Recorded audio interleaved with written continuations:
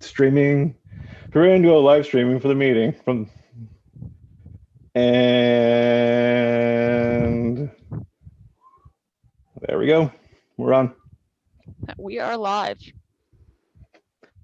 Yep. So welcome back, everyone. Sorry it's been so long. We've been having crazy 3 weeks between her and I. I mean, it's ironically we did probably similar, but not the same thing in different aspects. Yeah, who would have thought? Would have been such a crazy time, Yeah, graduation week month. Who knew? Yeah. Yeah, like I said, they said you were working commencement. I was part of commencement. I mean, I didn't go, but not the point here. I did officially get my history degree, so I'm cool now or something. You just have initials after your name. That's all it means. Yeah, pretty much. And now the alumni association will ask for money now. Go me. Anyway, yeah. So we've had a lot in the world of sports. No, to say the least. Yeah, 3 weeks. Yeah, we have a lot in a week when we used to do Combat Corner. It's very true. Sports is fascinating. You could think that not a lot of major things happen, but there's literally something going on every day. If you really were to break it down, we could probably do a show every talking about. We could probably do a podcast at night. Oh, jeez. We probably could. Huh? I said I don't have time for that, but the world certainly, there's definitely enough sports to go around. That's for sure. I remember doing one with Jeff Everett and Chris Batchelder. We did one every night, Monday through Friday, for 3 months. Oh wow! For 2 hours on BTR. But yeah, so you're going to start off some tennis you were talking about off air? Yes, so this is a all sports podcast, right? So we have to include all sports. And there is a pretty big major coming up starting Memorial Day. They moved it. It's normally a week earlier, so it normally would have started already, but due to, what's going on in France, trying to get some more fans in the stands, they moved the French Open a week ahead. So we are in the qualifying stage right now. Nothing super exciting is happening yet, but, we'll be ready for Monday. So of course, the French Open, there's one and only story to talk about every year. And that's why I told you this was not going to be a long tennis segment. Because Rafa wins. There's really not much to go off of here.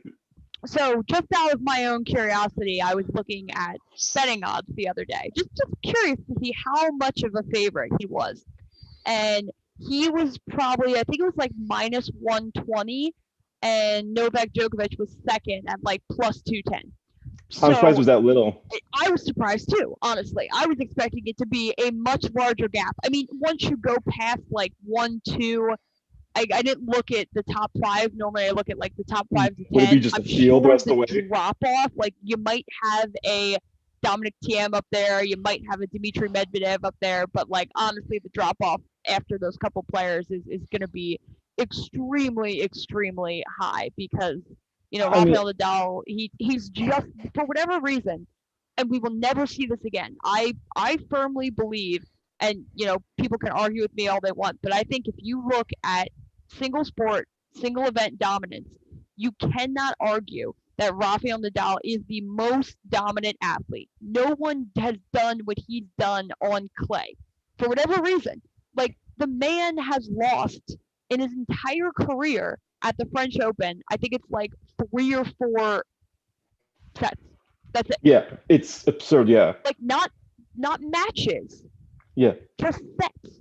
So he's still, even if he won in a 4-set match, for example, he still won. He lost a set, but he still won. So the fact that he's only lost that many sets and doesn't really have match losses at the tournament, it is absolutely incredible. So he is going for his 14th French Open championship. Again, he's only minus 120. I would make a bet on him. Yeah. I mean, he's not staggering out like someone else we're going to talk about very shortly, mind you. I don't know if you saw the odds for him. Oh yeah. Yeah, you could 300 to 1. Yeah, and apparently one guy did. He bet $100 on it. Wow. Good for him. What the hell is that? Sorry, everyone. If I'm distracted tonight, I'm sorry. I'm like downstairs for the first time ever doing the show, and I've got my parrot behind me, and she's like muttering stuff behind me. I don't know what she's saying sometimes. But So yeah, there's that. Yeah. Rafael Nadal going for his 14th Rafa. French Open. Yeah, Rafa You- Nadal. Yeah. You've got, Federer is back in the field. Djokovic is, of course, in the field. I'm but surprised. The question, every year, every May, it comes down to this question: who can beat this man on clay? I don't think it's one of the big three. No, neither. I don't think it's Nadal. I don't think it's going to be Djokovic. I don't think it's going to be Federer. I think if anything, and even then, I'm not putting any money on it. It's one of the up and coming younger guys, like a Thiem, like a Medvedev, like one of those players. But even then, I think you're right on the money. I think the only thing that can beat him is time. But as we've seen in tennis I'd even say over the past decade at this point, Father Time is, eventually he's going to win. He's going to win the battle against all of these players. You can't outrun him. However, Father Time has been delayed compared to where male and even female tennis players. But like before, you saw Djokovic and Nadal and Federer all winning majors into their 30s. That wasn't something that happened in tennis. It was very rare to see guys win past the age, first it was 31, then it was 33, then it was 35. Like, how far are they going to keep going where they can keep winning? Well, the thing too is it's like, I mean, like any other individual sport, especially like we're going to get into golf in a couple minutes, where it's conditioning, it's tennis, it's just doing it's the new, everyone knows about physiology now more than ever. And it's just amazing. I mean, we're going to talk about a guy that's 50 years old winning the PGA Championship on one of the hardest courses in America. Yeah. Age is certainly only just a number. I was going to joke and say it was probably if Father Time got stuck at customs and he's been undeniably detained. I mean, Jesus, like you said, Nadal, he's going for his 14th. I mean, like, and he's only 120. I'm surprised the line isn't Nadal or the field. No matter who else. And that's like what the joke used to always be. It was very similar to when Tiger Woods was just winning everything. Where like you legitimately at one point in time could bet Tiger or the field. So with tennis kind of having the big three, it threw that a little bit because Djokovic is always kind of there and Federer is always kind of there, but none of them have been able to beat Nadal, at the finals of Roland Garros where it matters. No one has been able to beat this man for a French Open championship. And it's just amazing. The feat is incredible. And, lost in this conversation is if Nadal does win, not only does he win his 14th major, his 14th French Open, he wins his 21st major. So Rafael Nadal would surpass, currently he's tied with Federer, he would surpass Federer for most majors of all time. So there's, history is on the line in more ways than one at the French Open this weekend. Yeah, like I said, it's just like, it's 14. Yeah, I'm sorry, I keep going back to it. It's just like mind-numbing. It'd be like, we mentioned like someone like Tiger Woods winning like the U, or we'll say Jack Nicklaus because he's got the mark, having winning like 16 like 15 Masters instead of 6. Right. We have our speaking of like speaking of age. Yeah, age and athletes and history being on the line. We got Mr. Jean-Paul Hébert, assistant golf coach of the University of Texas. He's going to be joining us within the next second. There, JP? I'm getting there. Yeah, we hear you. Boom. Boom. There we go. How's it going, JP? Long time no see. No kidding. Yeah, so we're going to talk like old golfers and stuff right now. About what? Golf courses? Old golfers. Something happened on Sunday, I heard. Throw me right into that category. Yeah, you're still better than me, and I'm like about a couple years younger than you. Well, Let me see here. How's this? How all framed? Okay here. Fine. You're good, JP. Okay. Yeah. This is JP. This is my co-host, Mary Lee. Mary Lee, this is Jake John Paul. Nice to meet you.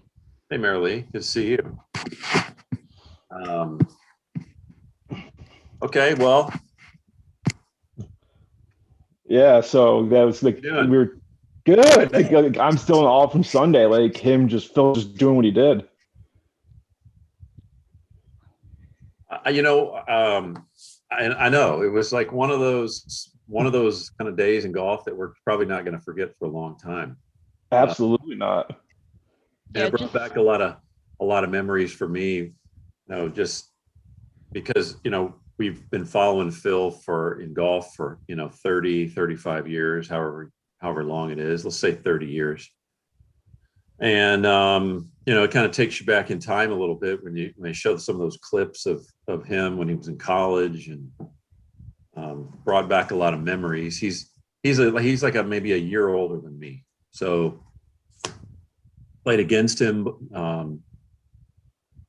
spent some time around him, but I don't know, just to see something like that in sports, and especially in golf, I think it just, it's a kind of a feel good type deal. And I think it's inspiring to a lot of people that are,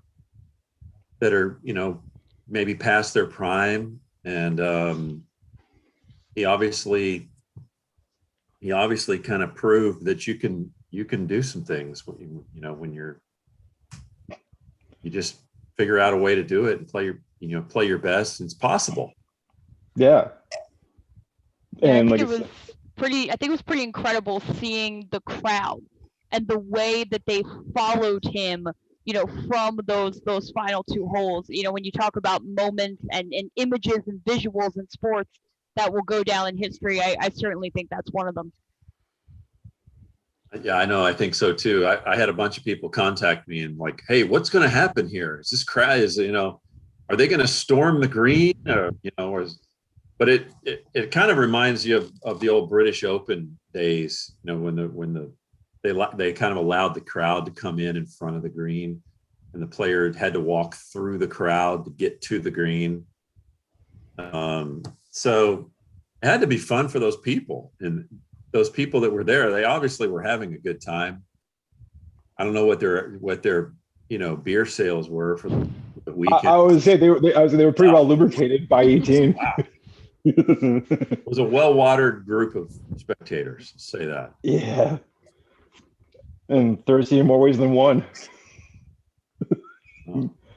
Yeah, I brought you on the show for this reason, and all your connections to Phil, the PGA Championship itself, and you being a coach now, so you can break down what he's doing differently in the last year, even. Yeah, thank you, Scott, for reminding me. I'm a very fortunate guy. Grew up in a golf family. I have, my father and my uncle each won a PGA championship. So my uncle Lionel Hebert won it in 1957. The last year was match play. In 1957, in those years, they would just take 128 guys straight in to single elimination match play. No medal rounds, no qualifying, just top 128 off of whatever ranking they were using at the time, off the PGA Tour, PGA of America, and then just go single elimination down the bracket. And then the semis and the finals were 36-hole matches.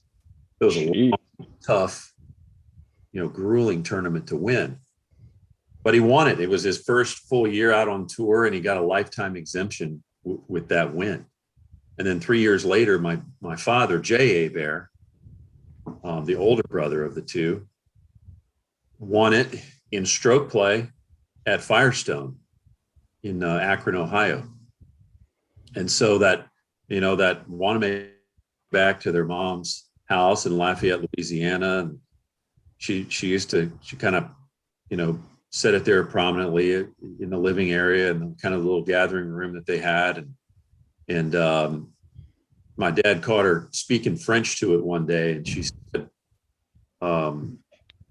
was in Louisiana, and in those days, French was kind of more the primary language, and she spoke very little English, but she spoke to that trophy and she said in French, "I bet you didn't think you'd be back here again." But, to see what Phil did, I think I think in golf, you and what he's probably been doing these last few years is just trying different things, working hard. He obviously works very hard. He's very driven and motivated. He's played some Champions Tour events. He'd obviously had a lot of success out there, but you could tell that he believed that there was a way for him to be competitive against the very best. And he's just he's a tinkerer. He's a creative guy. He tries. I mean, he was using 2 drivers basically. He's been doing that. He's been kind of tinkering with that for a while. And then in golf, sometimes everything kind of comes together. Maybe he'll never win another tournament again, but this past week it all came together for him, and it was just pretty magical for everybody to see. Yeah, I mean, like I said, they must have been one of the highest rated PGAs on CBS. Yeah, I can tell you that Sunday came, and my mom, who would not ever watch golf for any reason in the world, pretty much, is scrolling through channels, and she's like, I heard about this on the news. So she puts it on and watches those final couple holes. It's that great idea of there are certain stories that just transcend sports. And I think, what you had mentioned earlier about how, Phil being able to win at 50 and 11 months old, it is that idea of you're not done just because you reach a certain number, just because, statistics tell you that once you hit a number, you can't be successful, you can't be productive. Just go out there, and as long as you have your dream and you're willing to put the effort into it, which Phil, he showed that. He showed that he was determined, that he still thought that he could win a major. And then he went out there on Sunday, and like you said, everything came together for him to be able to pull it together and win that PGA championship. Yeah. Winning is so difficult too out there, and you can just see mentally what a grind it was for him. He just emotionally, and just his ability to just somehow focus throughout the whole thing. And Phil, another thing about Phil that I think is interesting is that he has a likability. There's a likability about him. He's always been, a little quirky, a little goofy, kind of a funny little smile. Always been a marketable guy and a nice looking guy, but and supremely confident. This is like one of the most confident people. Hey, I can remember when he dunked a basketball at halftime in a Suns game. I think Suns game. You remember when it was like a thing, when halftime show, there was some mascot or some guy would come out and take a running start and hit some little mini trampoline and do a flip and dunk. Yeah, he wanted to do this. And he's out there with jeans and like loafers on, and he runs and he jumps and he dunks and hangs on the rim. And I'm just thinking, the guy's he's a risk taker, and he's not afraid to try some stuff. And he's funny, and people tend to pull for him. They tend to pull for Phil Mickelson, and you could obviously tell the crowd was pulling for him. I think they all wanted to see history being made. That's what I would want to be able to say I was there and I saw history. But I think they were generally just pulling for him. Yeah, like you said, the likability is just gigantic for any sport. I mean, like, if you find a player like in the NFL, like in any other sport that's just sheer likable, for an NFL, like the example I go back to a lot is Ryan Fitzpatrick, where he's just loved by every team he's on, and just the opposing teams don't hate him. Well, that's what it comes down to. Phil has always been somebody who is easy to root for. And, you think about athletes, and, they're not perfect. They're human beings. But you look at Phil, he's a family man. all the characteristics and the qualities that you've mentioned about his personality. Yeah, I completely see that he's somebody who, given the choice, yes, obviously you want to see history made, but Phil is a great guy that if you are to see somebody kind of do that, he's very easy for you to be like, yeah, even if I'm not a Phil Mickelson fan per se, I don't think there's anybody out there who could say that they hated him. Right. Because you're pulling for somebody in the end. Right. So it's either you're going to pull for him or you're going to pull for, in this situation, Brooks Koepka, going to pull for Louis Oosthuizen. Seems like a wonderful guy, but don't really know much about him. Phil, we've kind of been watching this guy for a long time. And well, what's crazy too is he's got the mark where he's like, he won at 50 years old with the PGA Championship. He also won on a damn tournament when he was 20 as an amateur. Yep. Which is insane to think. Like, isn't he the last one to do it? I think so. I remember Scott Verplank doing that, winning a tour event as an amateur. But it's still crazy to think Phil won that Tucson Open while he was in college at Arizona State. Well, it's convenient. It's home field advantage. A little bit. Yeah. A little bit. But yeah, it's just crazy to think. Like I said, yeah, like I said, I'm still in shock of it. Like I watch it every year, and I can't wait for 2 years when it comes back to Western New York. Right. We'll be back at the East Coast, and I'll be there. Well, he's going to be there. Of course, he'd be there no matter what. He's going to play as long as he can. Jack Nicklaus played. He said that he would play in every major. And by the way, he's got a ridiculous streak of consecutive majors played. Nicklaus did something like, I should know the number off the top of my head, but like 30.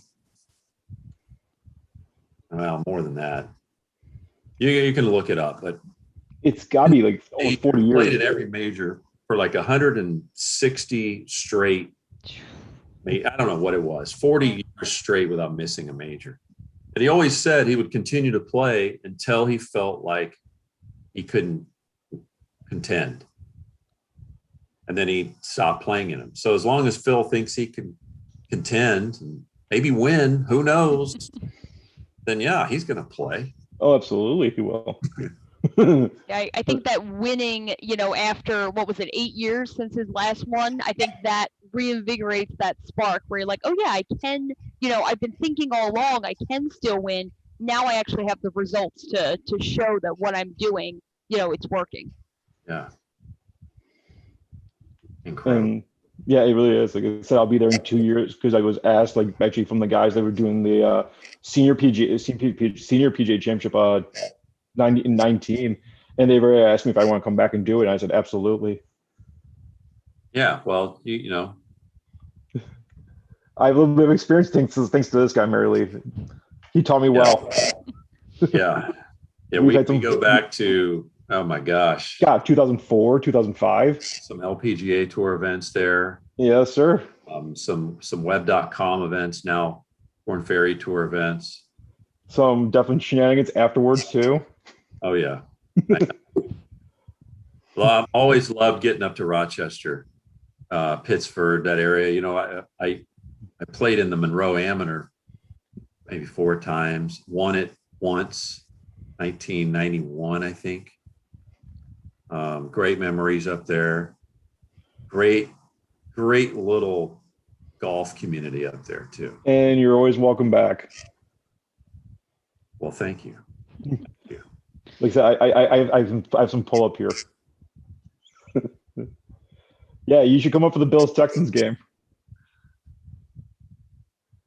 It's so tough, as a coach. We're I know. Fall, and with our schedule, with recruiting, with just I don't know all the things that go into. By the way, we have a national championship we're playing in next week. Oh, nice! I got good timing. Later this week. So, thanks to Mary for telling us Tuesday, not Thursday.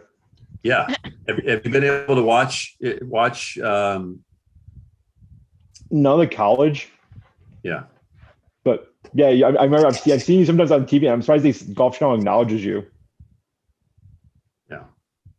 I chuckle when like this is and then they'll have the graphic and everything like say like assistant golf coach, but still it's funny to think it's like they're doing it because they know who you are. That's all that is. Yeah, I know. You're right. You're so right. It's good to know the camera guys. You know. Yeah, it's always good to be good. It's always good to be nice to the camera guys. I've learned that too. Absolutely. Yeah, because then they'll be nice to you. Yeah, right. Especially after a night of like shenanigans, like I've mentioned, like aforementioned shenanigans we've had. But what else? What else is going on? Let's see. Like I mean, I'm pretty public with my past. I don't know if you saw my Facebook post from 5 years ago. I beat cancer. That's big. Yeah, I thought so. I'm good. Like Melly was, she was one of my best friends through like a lot of things in the last 5 years. So I'm grateful to her, in case she doesn't know that already. Yeah, I'm happy to be there. Yeah, absolutely, and I appreciate that. But yeah, so that was that. My father passed away 3 years ago. Sorry to hear. Yeah, that was like the service was like must see TV because it was like 1,000 people showed up for it. Like he knew like everyone in the city of Rochester practically. Well, sounds like he had a good life. He did. I mean, he had to deal with me for 35 years, like yeah, at the time. Right. I mean, he was the one pushing the buttons. I think I learned from him. And like I said, I learned from you too. Yeah, no, you didn't. Yeah, I did. Marilee, you may know this, you may not know this, but Scott used to come out and volunteer as a kind of a spotter at these tour events. Mm-hmm. And, LPGA events, PGA Tour, and I'd put him, I would assign him to a group and he would go out and he always did a great job. And he was great on course, quick to respond, always had good, accurate information. It's a lot of this information that we used to rely upon inside the trucks to, while we're producing a live telecast. Mm-hmm.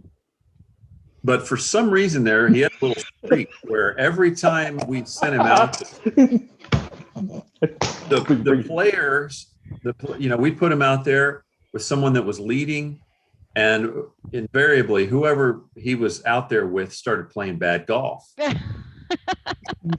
And it happened like, I want to say 5 straight years. Yeah. But because it all started with the joke at the web.com tour. Because I put a joke and said, if you want there's a golf tournament, put me with the leader. And the leader just went to hell, so I went with him. Yeah, I know. You know who else messaged me about that whole stuff recently? You remember that blackout in the Super Bowl? Yeah. Yeah, Chris messaged me, Chris Mayo. So, are you in New Orleans by any chance? I gotta deal with you guys with this shit, really? Yeah, Yeah, it was like the running joke. I would maybe then 2 years later, I get with another group, and it happens again, and I don't know if it was from you or someone else in the production truck. You hear yell, "The black cat strikes again!" Yeah. And I'm trying not to laugh on the golf course. I'm watching the leaders just go to hell, and he's all mad and stuff, and I'm trying not to laugh. Yeah, golf. It's an unbelievable game, and not only like people you meet, but like you really don't know what you're going to get. You just don't know what can happen out there. You don't know when the ball can go in the hole. You don't know when it might ricochet off. I mean, who knows? But happy for Phil. I mean, incredible golf story. It's great for golf. Really, really great for golf, for the game. So absolutely. Happy for him. I wonder how many Kelly Epics sold in the last week. Got me a few of those golf clubs at $500 a pop. Nobody said it was a cheap game. Not at all. My set cost me like $1,300. I bought like last year, and I'm happy with it. But speaking of the PGA Championship, I think it's great. I think it's really going to be good for the tournament. with their tournament being played in May now. I think it really opens up the whole country as far as some special golf courses like Southern Hills next year. Playing in Tulsa in May is a lot better than playing in Tulsa in August. I can imagine it's probably about 30 degrees cooler. Well, yeah. and it's that time of year where it's kind of early in the championship season and people are excited and people are tuned in. And it's interesting how the first major, being the Masters, is kind of like maybe the biggest major. You might think that that maybe the last major would gather the most interest, but I don't know. I feel like some of these early ones tend to be more, I don't know. Yeah. To me, the Masters is the first sign of spring. I know. So good for the PGA, good for Phil, and moving on. Good for us. Good for us. Good for everyone, Right. Always good to have a feel-good story. Now, kind of looking, rest of the big tournaments, majors, calendar year, any predictions, any thoughts on who you think kind of stands out at this point? Could Phil win another one? Do you think there's anybody else who really would be kind of a favorite going into the next major? Well, in his backyard. That when the Matsuyama won the Masters this year, I thought that was a great story as well. First Japanese-born player to ever win a major, and as big as golf has been in Japan for, I don't know, who knows how many years.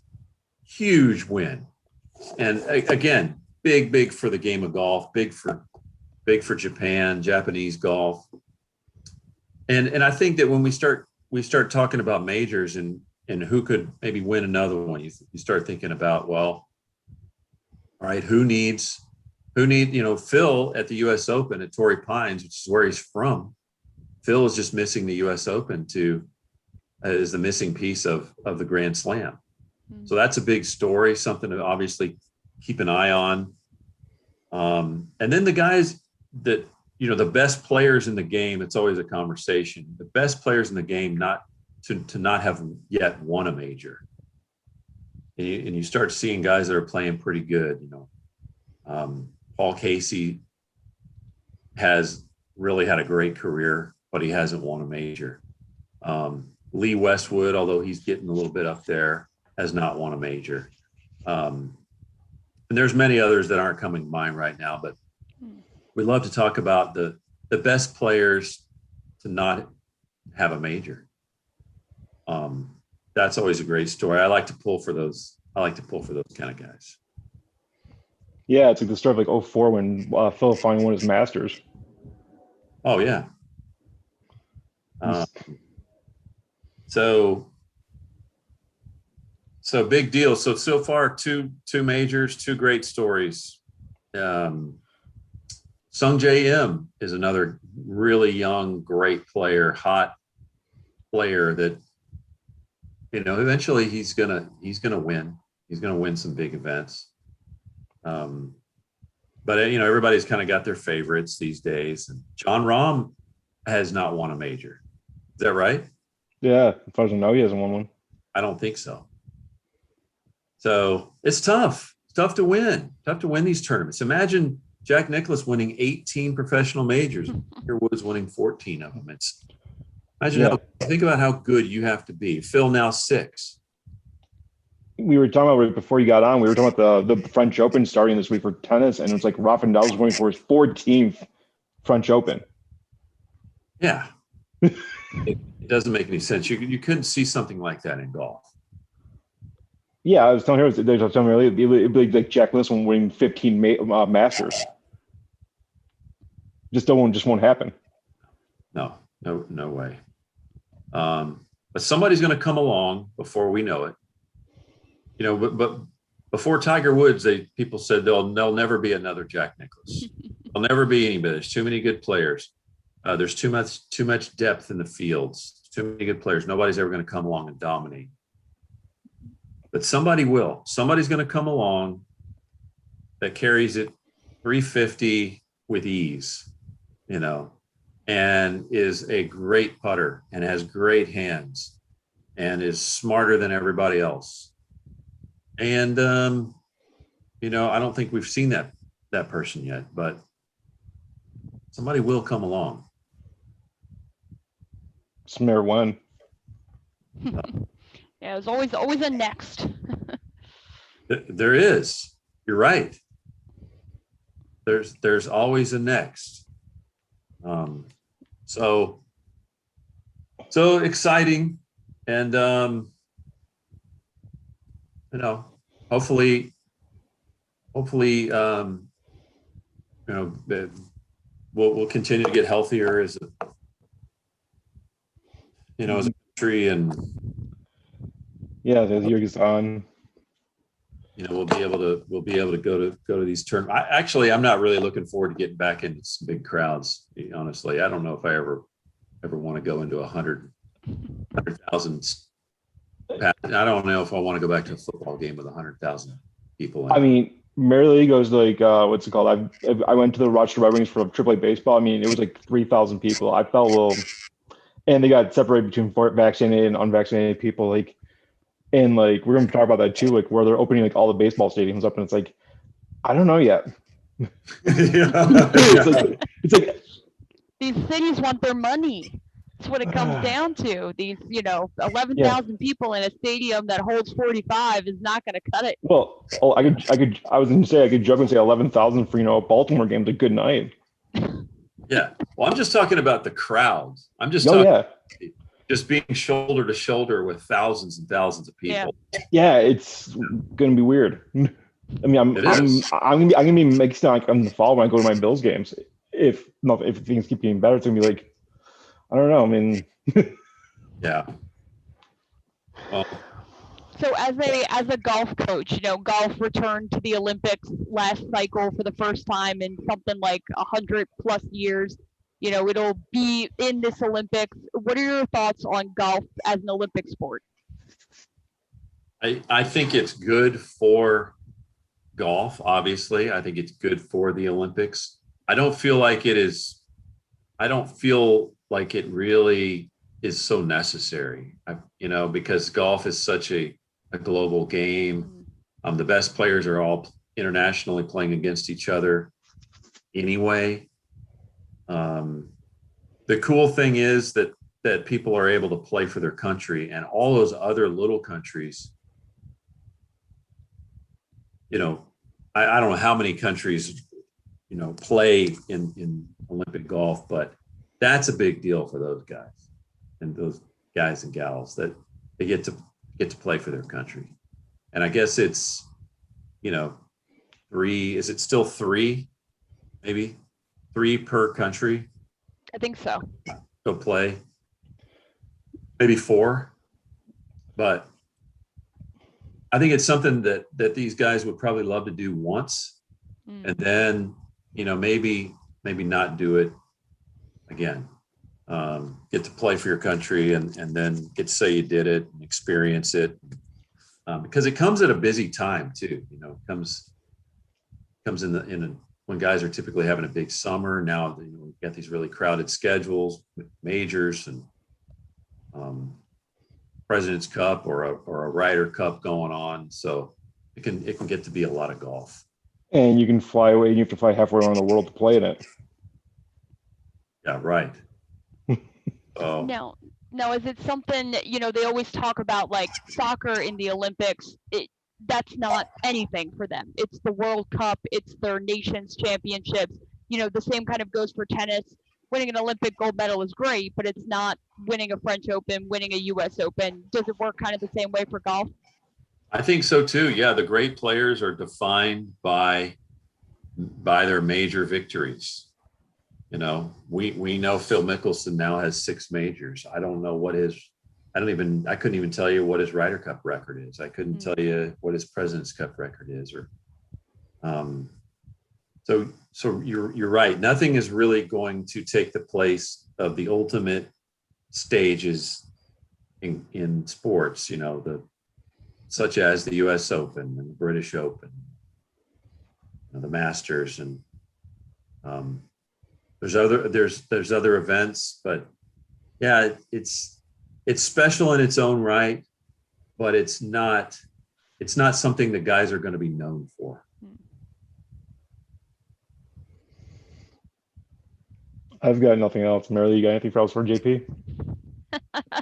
Yeah, just kind of one more, closing thought. We've talked about Phil and what he's been able to do at, 50 plus years old. And, everybody's kind of looking at Tiger Woods and what that comeback story might look like, because he was somebody too who hadn't won a major in a long time. He was starting to get that, well, will he ever win it again sort of thing. So what are your thoughts on, what Tiger Woods can do to return to golf, and will he be able to return at the level that, he not necessarily that he was a decade ago, but the level that he was when he was winning majors most recently? I think that's a great conversation. And what Phil did this past week, I think will inspire Tiger a little bit. And it may inspire him, it may motivate him. I have to believe that, there's a reason why people like Tiger Woods are so great, because they want to win so bad. And, he's 45 years old now, not getting any younger. But Ben Hogan made an incredible comeback from a very, very difficult car wreck. And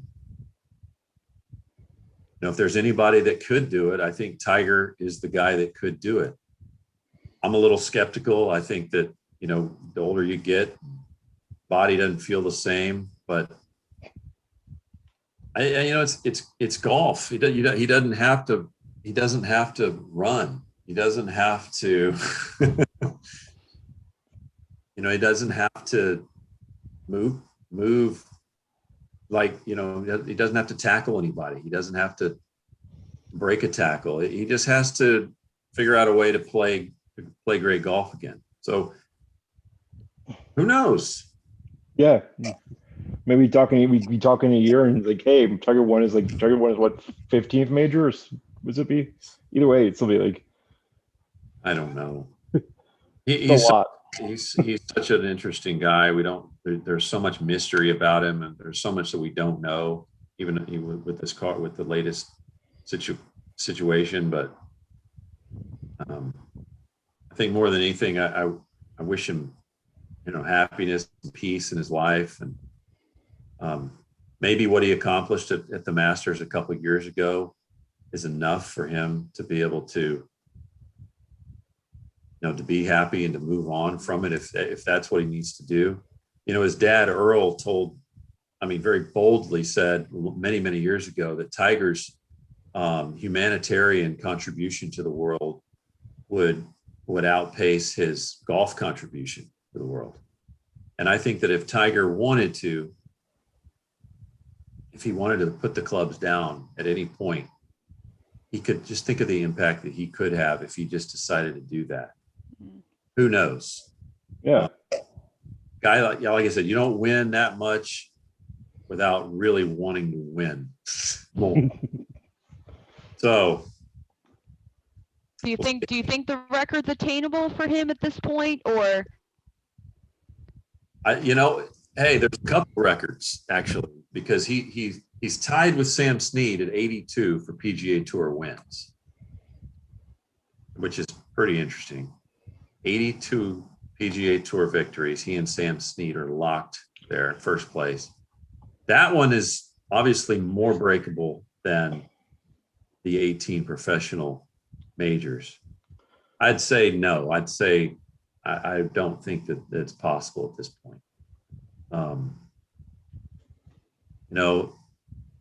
And when people are comparing him to Jack Nicklaus, they obviously are comparing the majors. But I think some people realize that over a shorter period of time, what Tiger did in those 15 years or 12, whatever it was, that what he did in that shorter time span was more impressive than what Jack Nicklaus did over a 25-year period. Well, like I said, look how many kids he got to go golfing alone for that reason alone. Yeah. So, and now Jack Nicklaus somehow did it with a wife and 5 children traveling around the world with him. So that's impressive in its own right. Yeah, I mean, maybe like I said, you maybe walks off the Sunsets because he had his moment with when his son and his daughter ran out when he won the Masters. It's a pretty nice little fight to stake it grounded. Yeah, this has been fun. Absolutely. It's great seeing you again. Yeah, thanks for making the time.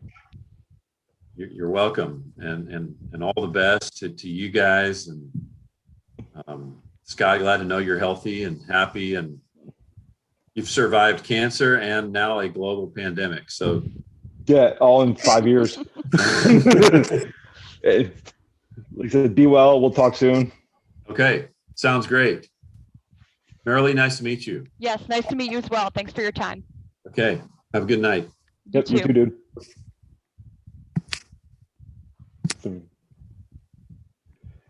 And there we go. There's JP Hebert. That was great. I always love, people being able to provide specialty insight because, as we always talk about here, we are a multi-sport podcast. But of course, as the saying goes, jack of all trades, master of none. So that's why we call friends. That's why we have our stable of, people that we can go to. Say, we want to talk about golf. We want to talk about so. Yeah, that was great being able to have a special guest on tonight. Yeah, absolutely. And like I said, JP and I have been great friends for, they said 15, 16 years. And that's great. Yeah, and we check in once a year. Oh, nice. Yeah, we break his chops, all that, because, we're good at that. And Macy says hi again. But, yeah, it's like I said, it was great having JP on. Like I said, I haven't seen him, for like 13 years. Except we would talk on the phone, but that's about it. Yeah. Really good dude. Like I said, we got in some trouble a couple times, but I laughed at. I don't know if you saw me laughing when he started bringing up the curse of me speech, talk about. Oh, I did. You fell out of shot. Yeah, because I couldn't stop laughing because it's one of those crazy things in sports. It's like I said, our mutual friend that still works for the Golf Channel, literally texted me during the Super Bowl blackout saying, "Are you in New Orleans?" I'm like, I hate you because no, I'm sitting on my couch having a beer watching the Super Bowl. You can't escape it. I can. Reputations are what they are, You can't outrun them. So let's see. Yeah, so we got. I think we had a solid golf talk there. I think, like I said, I think I brought a solid guest on for that. Yeah, no, that was great. Now we move on to the rest of our show, which we don't really know what it is today. You want to talk about more no hitters in baseball? We're gonna wing it a little bit. Well, we're good. We're good at winging.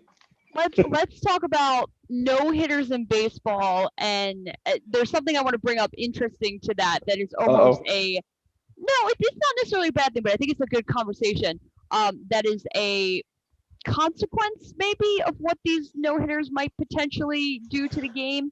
So yeah, there's some interesting talk going on among baseball sort of analysts as far as and when you have a pitcher like Clayton Kershaw come out and say this many no hitters is not good for baseball, I think that then teach hitters to hit. I think that opens a lot of eyes when, even your pitcher is saying come on, pitching has gotten to a point where it's outpacing the hitters. And the last time the pitching outpaced the hitters turned to steroids and were just, smacking balls all over the fence because that's what people wanted to see. People wanted to see home runs. That sort of thing is not sustainable. We obviously can't just go back to steroids and call that a day in baseball. That's not the solution here. But my concern though is if you're saying did just hitters use steroids? I mean, did pitchers use it too? It's possible, but I think what you're seeing in baseball now, and what people are talking about too, is what pitchers are doing to doctor the balls is technically legal. They're not doing anything illegal. However, if a batter were to do the same thing with their bat, it would be considered illegal. So that's a valid point. Yeah, the pitching advantage has kind of outpaced the hitting advantage. And I guess we'll work backwards on this since we're already on the topic. But basically, there was an article that I was listening to them discuss on MLB Network today. and they were talking about 3 points. This one guy, Joel Sherman, so he writes for MLB.com. He's pretty well known. He had 3 points as to what you need to do at this point, because the level where pitching is at, the level where it is now, is actually hurting the game of baseball more than a lot of people think are helping it, because nobody wants to watch a 3-hour game where a team gets 5 hits. It's just not what people want to see. People don't want to see these great pitching matchups all the time. And that's kind of what you're looking at, where the strikeout percentage is higher in baseball than it's ever been. The batting average is currently on pace to be the lowest batting average league-wide, not just, individual teams, league-wide lowest batting average that's ever been. So his suggestion is threefold. One is lower the mound, which is something that everybody's been talking about anyway. The second suggestion was related to, what you do with the hitters, what they're able to do versus what the pitchers are able to do, and just kind of looking at the fairness aspect of how far pitchers can go in, their legal methods versus what hitters can do. And then the third one, which is the one that's going to generate the most controversy, but I think it's an interesting point to start having these discussions. It's one that I would have suggested even a week ago. Like, no, I think this is stupid. But the way that they kind of explained it, I can kind of somewhat see where they're coming from. But the third point is get rid of entirely or limit shifting. And the sort of discussion around that is we are seeing batters still hit the ball really hard. Exit velocity is, up where it needs to be, but the average on balls in play is, again, it's down compared to where it's been before. Historically, the idea is if you hit a ball, if you put it in play, you don't know what's going to happen. Good things could happen, bad things could happen, but you're at least going to give yourself a chance to do something if you hit it in play. Well, the way that these shifts have gotten so scientific almost now, if I'm a batter and I, don't hit to all sides of the field, for example, I'm a pull hitter, I only hit, right, I hit left, whatever the case might be, these defenses know exactly where they need to position themselves so that even if I hit the ball hard, I'm not going to get a hit because I'm going to hit it right into the shift. And, the shift is obviously not a new concept. It's been around for years. I can't tell you when it started, but, I always remember as a Phillies fan, one of the gripes that we always had was, why can't Ryan Howard just not hit into the shift? So, this is something that has been going on for a while, and clearly hitters have not adapted to it. There's very few hitters that are like, okay, you're going to shift me? I'm going to learn how to not hit that direction. Or, for example, you're going to shift all your infielders to the right. I'm going to just lay a bunt down the third base line. Hitters, not enough of them have made these adjustments, and shifting has gotten so specific that I think that's part of what's going on. But no, granted, that has nothing to do with the pitcher, save for the fact that if the pitcher can determine, okay, this is where I throw the ball, I know if I throw it here, the only place that the batter can hit it is, XYZ.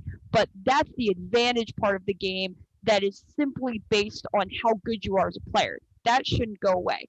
But would shifting, getting rid of the shift or even limiting the shift, telling teams maybe you're only allowed to shift, if a batter comes up 4 at-bats a game, you're only allowed to use the shift on them 2 times or something like that. Is that something that you feel would be either bad for baseball, good for baseball, or is it a situation where, as you so astutely said not that long ago, hitters just need to learn how to hit?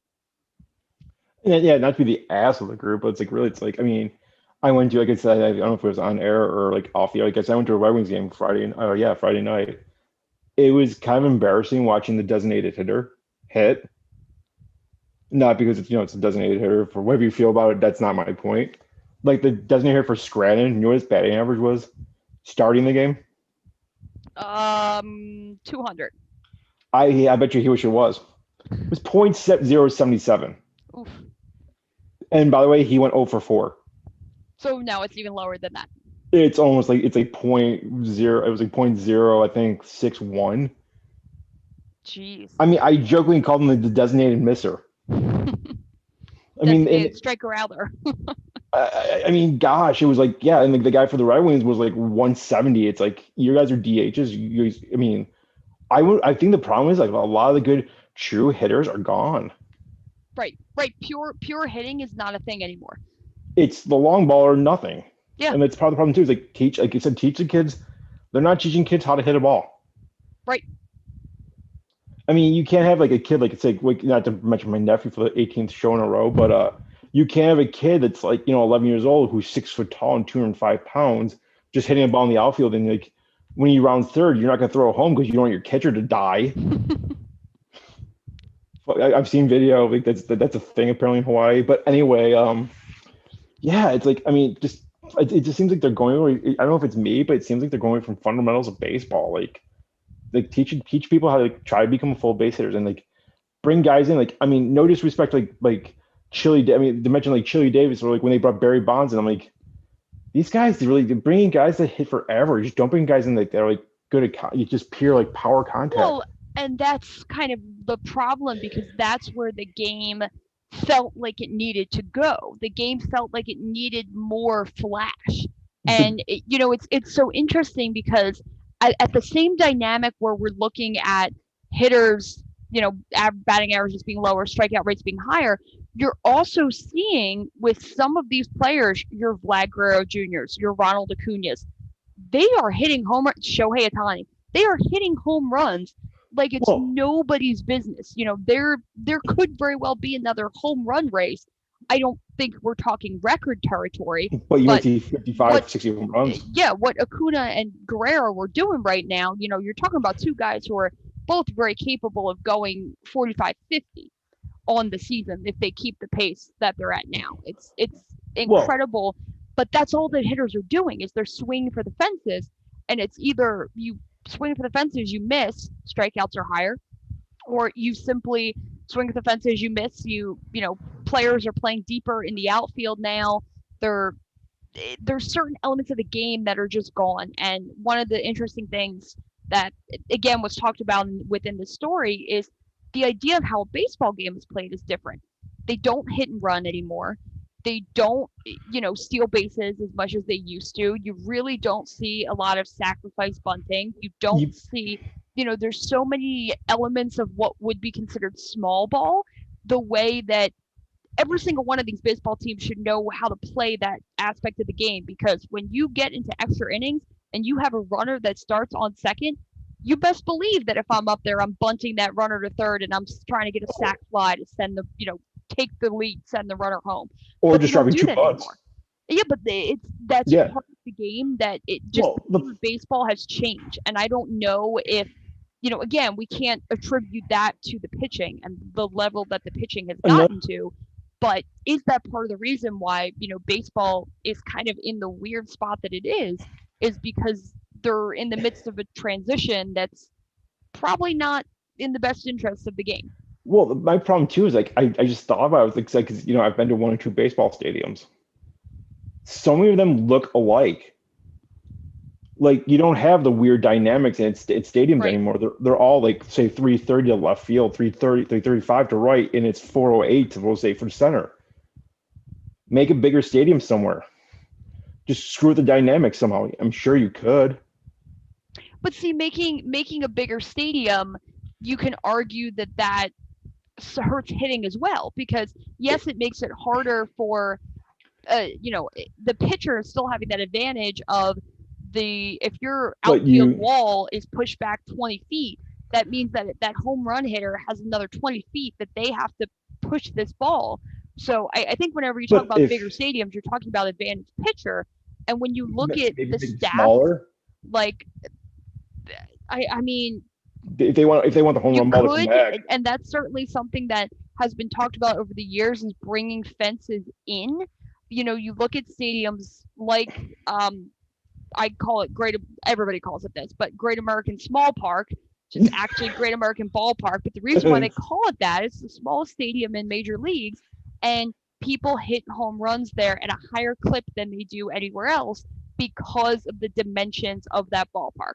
Now, of course, it didn't help that, for years and years, the Reds had Joey Votto, and the name of the other players escaping me, who was, another big power hitter. So, and you had Ken Griffey when he was healthy. Well, that too. Like, obviously, all of those factors contribute to why you hit a bunch of home runs. But yeah, I mean, a pitcher's ballpark is a larger ballpark where the ball doesn't fly as much. And if players are still, all they're doing is swinging for the fences and they're not trying to hit a ground ball, they're not trying to, do these other things. Maybe they're not trying to do these things because they see how the shift works out on the field, and their mindset is, if I can't hit, around this shift, and I know my hitting, I know how I can hit, I know my hitting profile. If I can't hit this ball away from the shift, the only thing that I can hope for is to get it over somebody's head. And if getting it over their head means getting it into the fences, that's, again, the flashy aspect of the game. Everybody loves home runs. Everybody loves power hitting.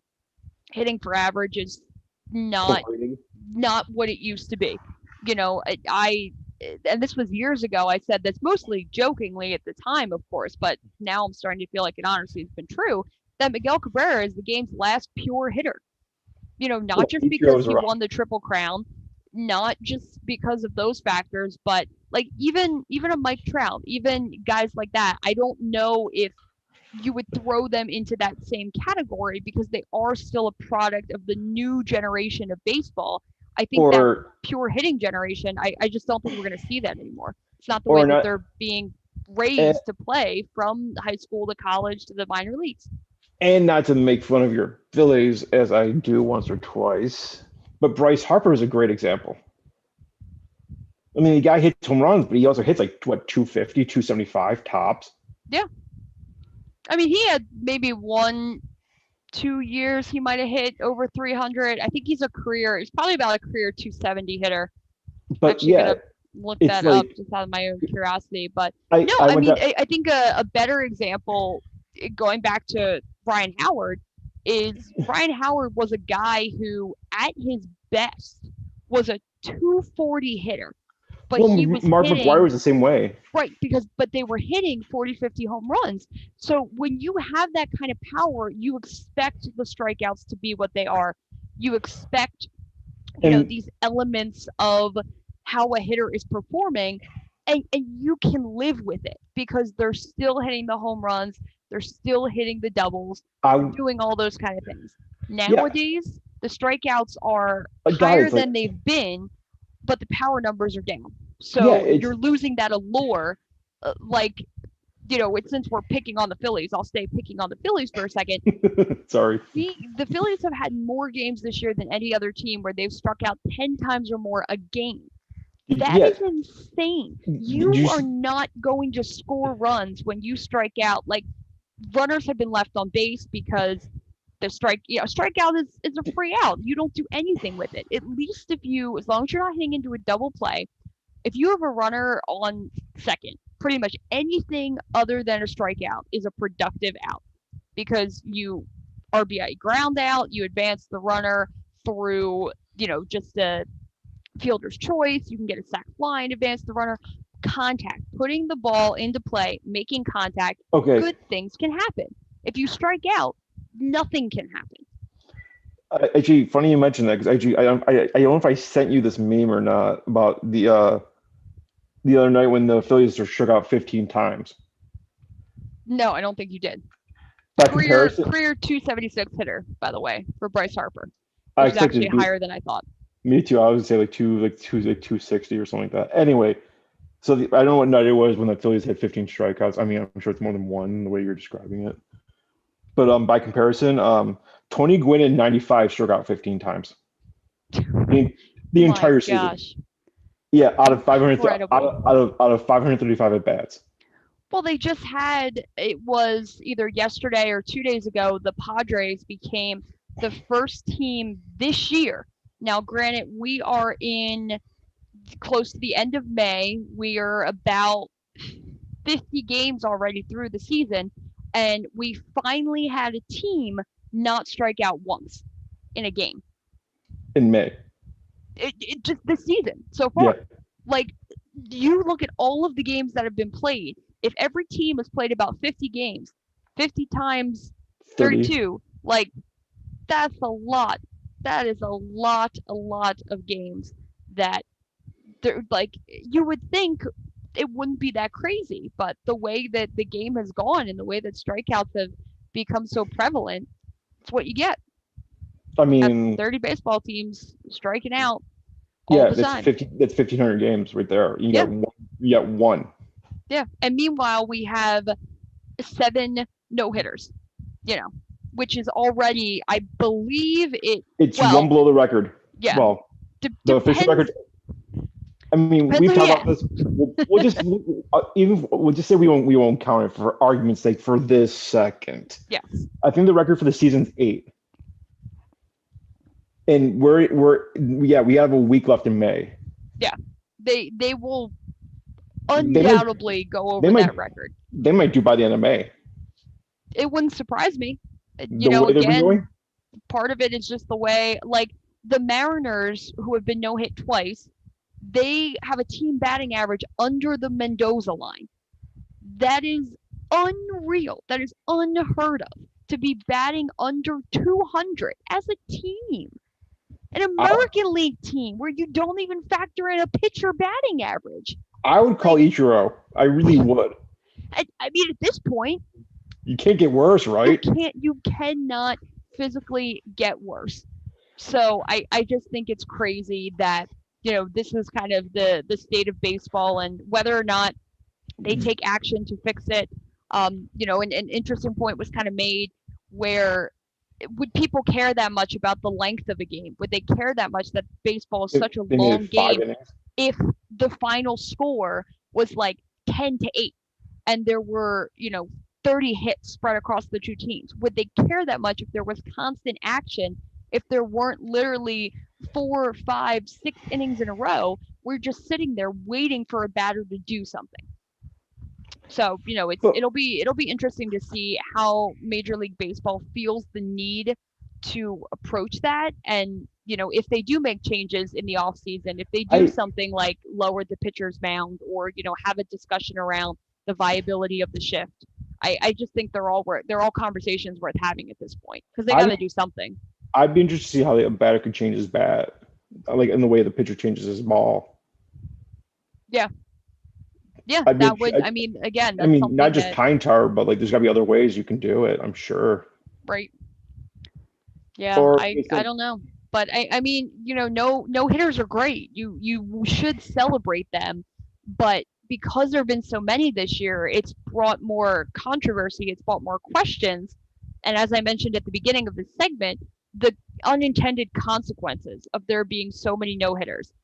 And it's something where, Major League Baseball just has to take a look and see, are these no-hitters, are they positive for the game? Are they not positive for the game? I just hope like hell they don't put like a better on a base. I mean, geez, I just saw this article, like literally right now. I'm clicking on it because I was going to pull up the data on the no-hitters this year, since we could talk the specifics. But I literally saw this article, and the headline says, draft prospect throws 4th straight no-hitter. 4th straight no-hitter. Now, granted, he's a kid in high school, and that stuff is, more common, but 4 no-hitters in a row. And the game evolves. What's his ERA? Like 0.12? Oh gosh, who even knows? But like, the game evolves at that level. The changes that you see in the game are affected by what you're seeing, maybe not so much at the little league level, although one could argue that you do. It's when you start getting, at that prospect level, high school, college, minor leagues. It's just, it's so interesting to follow how that impacts. So when you see the no-hitters up in Major League Baseball, it doesn't feel that surprising that a guy would 4 in a row. Yes, that's incredible that you literally have gone 36 innings in a row without giving up a hit. I would say maybe for every inning he's got to take away a fielder maybe or someone. If he keeps it up, it goes like 5 straight, 6 straight. Yeah, I don't know. Maybe we start giving batters an extra strike. You know, I don't think it'd it's help. 4 balls. Maybe we give them an extra strike to play with. Again, for a guy like that, I don't think it matters. I mean, he's got that kind of control. That's true. Kid's not yet 18 years old. And obviously he's probably pre-Tommy John too, so he's not even throwing the hardest. Pretty incredible. It is. It's insane. Where was this? Texas? It's a good question, and I closed out of the article. It's okay. I was gonna say I can send you the link later, but That works. while sort of keeping with our no hitter thread here, so I pulled up the data on the no hitters this year, and you know, you had first one was what, like 3, 4, 5 games into the season. I think April 9th was probably within the first week or early second week of the season starting. I think the season started on April 1st. So yeah, so you're talking about like 8 games in.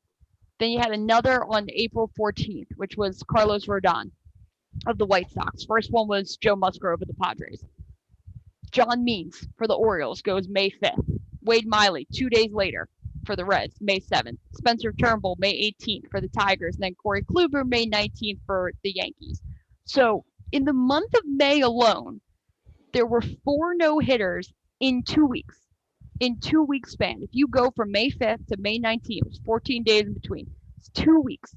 There were 4 no-hitters thrown.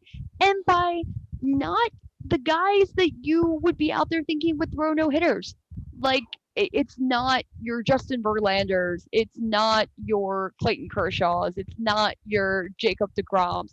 Like, the guys that threw no-hitters, Spencer Turnbull, not a prospect, not a real big name there. Wade Miley, a little bit more of a big name. John Means, couldn't tell you anything about the guy. Corey Kluber, yes. He's been around the block. Somebody who, like, okay, he threw a no-hitter. That's not all that surprising.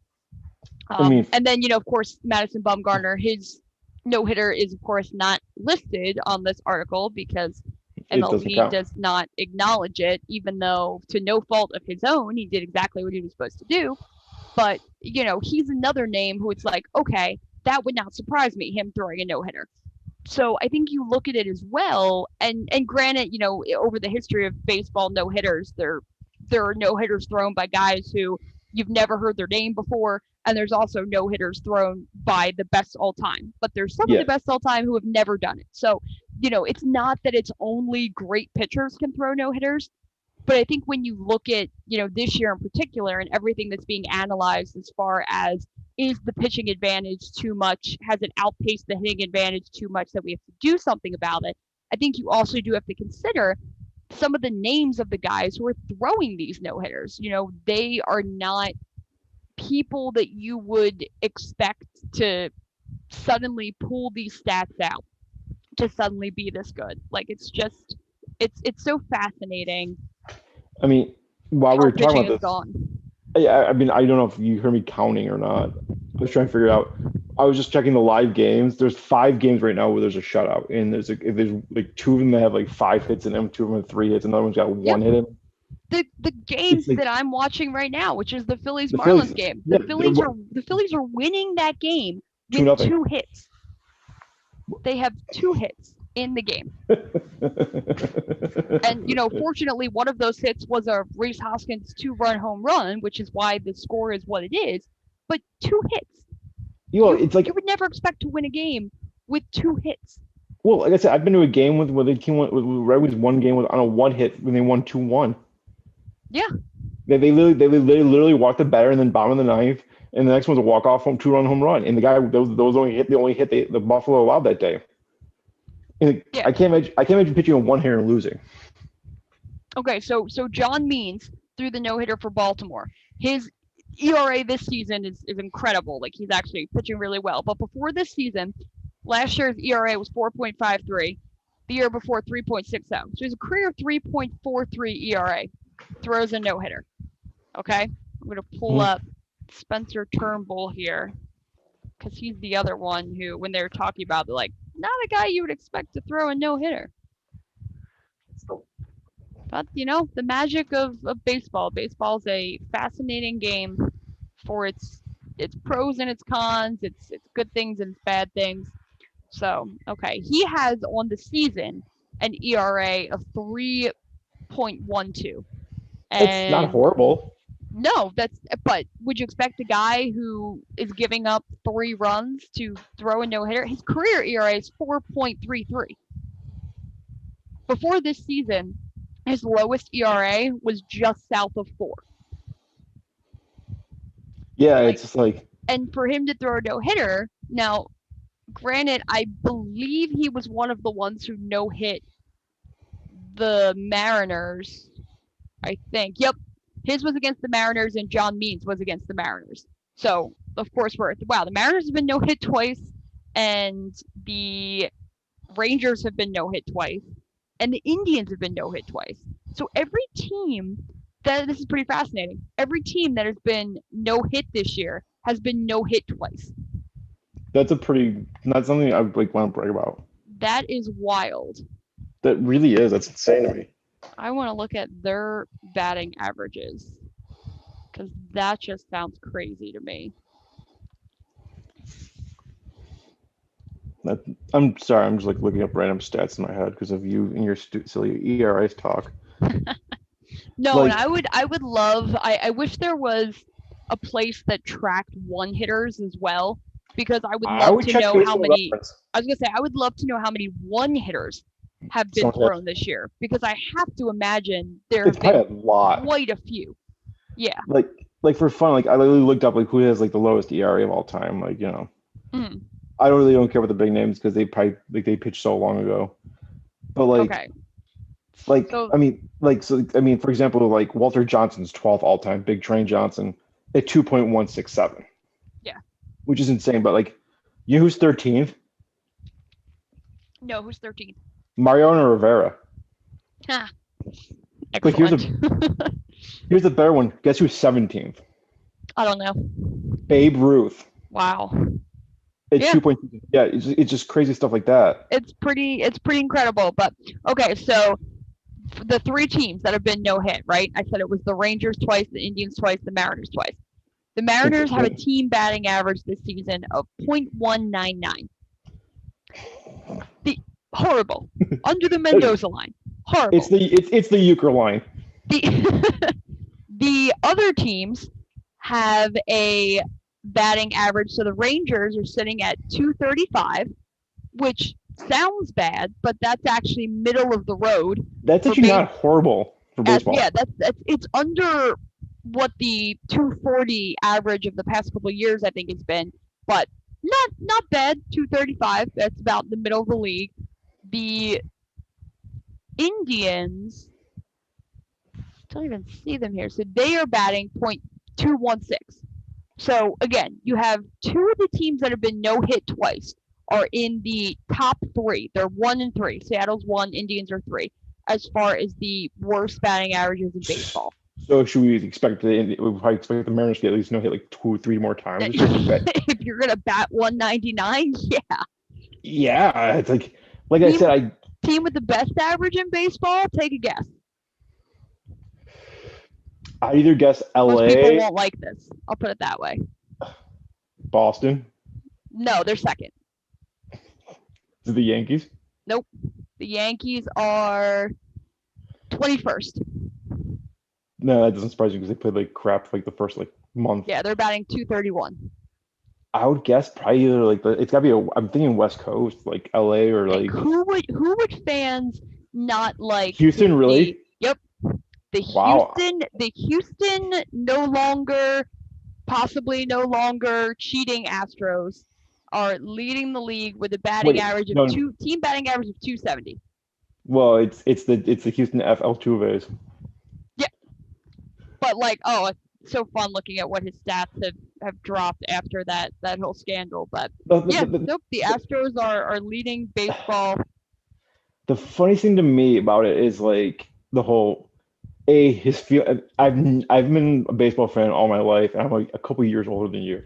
I've never heard the New York fan crowds do that. Yeah. for anyone.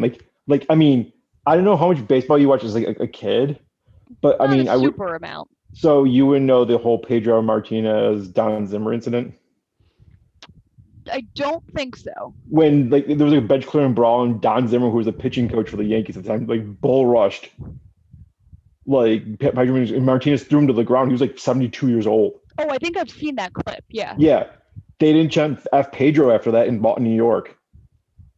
Let's put it that way. How crazy, how much. Yeah, the Astros got the Bret Hart or Shawn Michaels in Canada treatment. Well, yeah, I think I messaged. I don't know if I messaged you, but like the last time he was in like Montreal and he got a cheer, was cheering. I'm like, what's going on here? 2021 has made people soft. Well, it's not even that. It's like, I still remember like, and I don't think even Montreal was the worst thing. Like, we're gonna talk about wrestling really quick because I can't help myself because you did the segue. But like, I don't think even like Montreal, like Canada, like for Shawn Michaels was even that bad until 2005. When he did that whole promo. I mean, you have had to see that promo. Is that when he wiped his No, Canadian flag? No, that was pre-screw job when he not used when he used the Canadian flag as toilet paper or when he dry humped it in the ring. No, this is when Shawn was doing heel Christian Shawn, where he's like, and they were in Montreal and they teased a Bret Hart return in Montreal. Oh, that's right. Yeah. Yeah, and he was like, got your hopes up just a little bit. I mean, he mentioned him by name, then that didn't bug me. They played his music. Yep. Crazy. That's all about wrestling. It's like, hey, that's how they get you. But one last note on baseball as we kind of wrap up this segment. Since we were talking about the Astros, I'll throw it out there.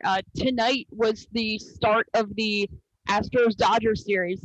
And, that's gonna be. It's in Houston, so unfortunately, probably not going to be as crazy as it could have been. And of course, we are 2 years, 3 years removed now from everything that happened. So some of it has certainly cooled. But this is the first time that the Dodgers would have been playing the Astros in front of fans since everything went down. So it really would have been great to see this game be played in LA. Oh God, yeah. But as such, no such luck. Yeah, because I mean, when they do show up in LA. Oh yeah, and they would have showed up if for nothing else than to chant "Bang Bang." I can't even imagine because like, I mean, as much as we talk about other stadiums, how loud that would be in Los Angeles, because I don't know if you know, Dodger Stadium is the biggest stadium in baseball for like it holds 55,000 and change. Yep, and every single one of those seats, assuming that LA is fully open, I don't know if they are yet. I think it was later in the summer. Or June 1st, like every other damn team's doing, because they want the Yankees when they're like, oh, the Yankees are coming, let's sell the stadium out. The Phillies, I don't know if I told you this or if I told somebody else. The city of Philadelphia announced that they were going full capacity in their sporting venues starting on June 11th. So, June 11th. Do you know what the Phillies are doing on June 12th? Playing the Yankees? They're hosting the Yankees for the first of a 2-game series. By God, Mary Lee, that's a quinky-dink. Don't try to tell me. And I said this to someone. They're like, oh, no, it's definitely a coincidence. I'm like, no, don't try to tell me this is not a coincidence. Yes, ultimately, the city made the decision, but you cannot tell me that they did not consult. It'd be one thing if it was a coincidence. It'd be one thing if it was a coincidence. It was like June 1st. Right. But, right, or if it was like, we can't, in May is too early, even if we're playing the Yankees in May, if they felt I will bet the house on it. They did, in all fairness, they did go from 11,000 capacity to 16,000 capacity in time for the Red Sox series. Yeah, but no one cares about Boston. They're not the Yankees. There's a love-hate thing between the Phillies and the Red Sox. There's love involved? The Yankees, it's just a hate thing. So there's love between Boston, really? Since when? It's more of a we both suck for so long more than we like the Yankees. Okay, so like we still want to beat you when we play you, but when you're playing the Yankees, we're going to root for you because we don't like the Yankees. I see. Like, I would even venture some Phillies fans would probably, depending on how divisional standings are shaking out, obviously if the Mets are in the hunt or leading, we don't want them to win. But if it's a season where like the Mets aren't doing so hot, I would Like every other probably root for the Mets to beat the Yankees. I'd pay to see that. I really would. So gotta have a least, not a favorite team, a least favorite team in the Subway Series. The enemy of my enemy is my friend. Yeah, pretty much. Okay. That's why do you think the reason Phillies fans don't hate Boston that much? Because the enemy of my enemy. Oh, well. But Philadelphia fans hate everyone. Let's be real here. Well, including their own team. That is a slight but not untrue exaggeration. Yeah. Speaking of the Phillies, just to add to our little no hits conversation, the Phillies won the game today with 2 hits. The team that lost the game finished with 5. So there were 7 hits total in this game. 7. Jesus Christ. And the guy who was pitching for the Phillies is not a guy who should be in Major League Baseball giving up 3 hits. Vince Velasquez. Vince Velasquez is not a guy who gives up 3 hits. He's a guy who gives up 3 runs. I don't know who Sandy Alcantara is. I don't know if he's supposed to be good or not. But he gave up 2 hits. Well, so he gave up all the hits. But he pitched 8 innings. He gave up 2 runs. He pitched 8 innings because a 2-run game is more than manageable to come back from that. Yeah, absolutely. It's like, I mean, God, I see him like in video games, but it's like I keep going back to this game. It was like that Red Wings game, that minor league game. I was like on Friday night. It's like, God, these guys are like the step below the majors between the Yankees and the Nationals, and they're like both horrible. I don't think these other games have gone final yet. But it was like some things were like I mean, the thing that I love, they do here, and I'm sure they do like in minor league stadium. We have a guy that like we have a taco guy every game.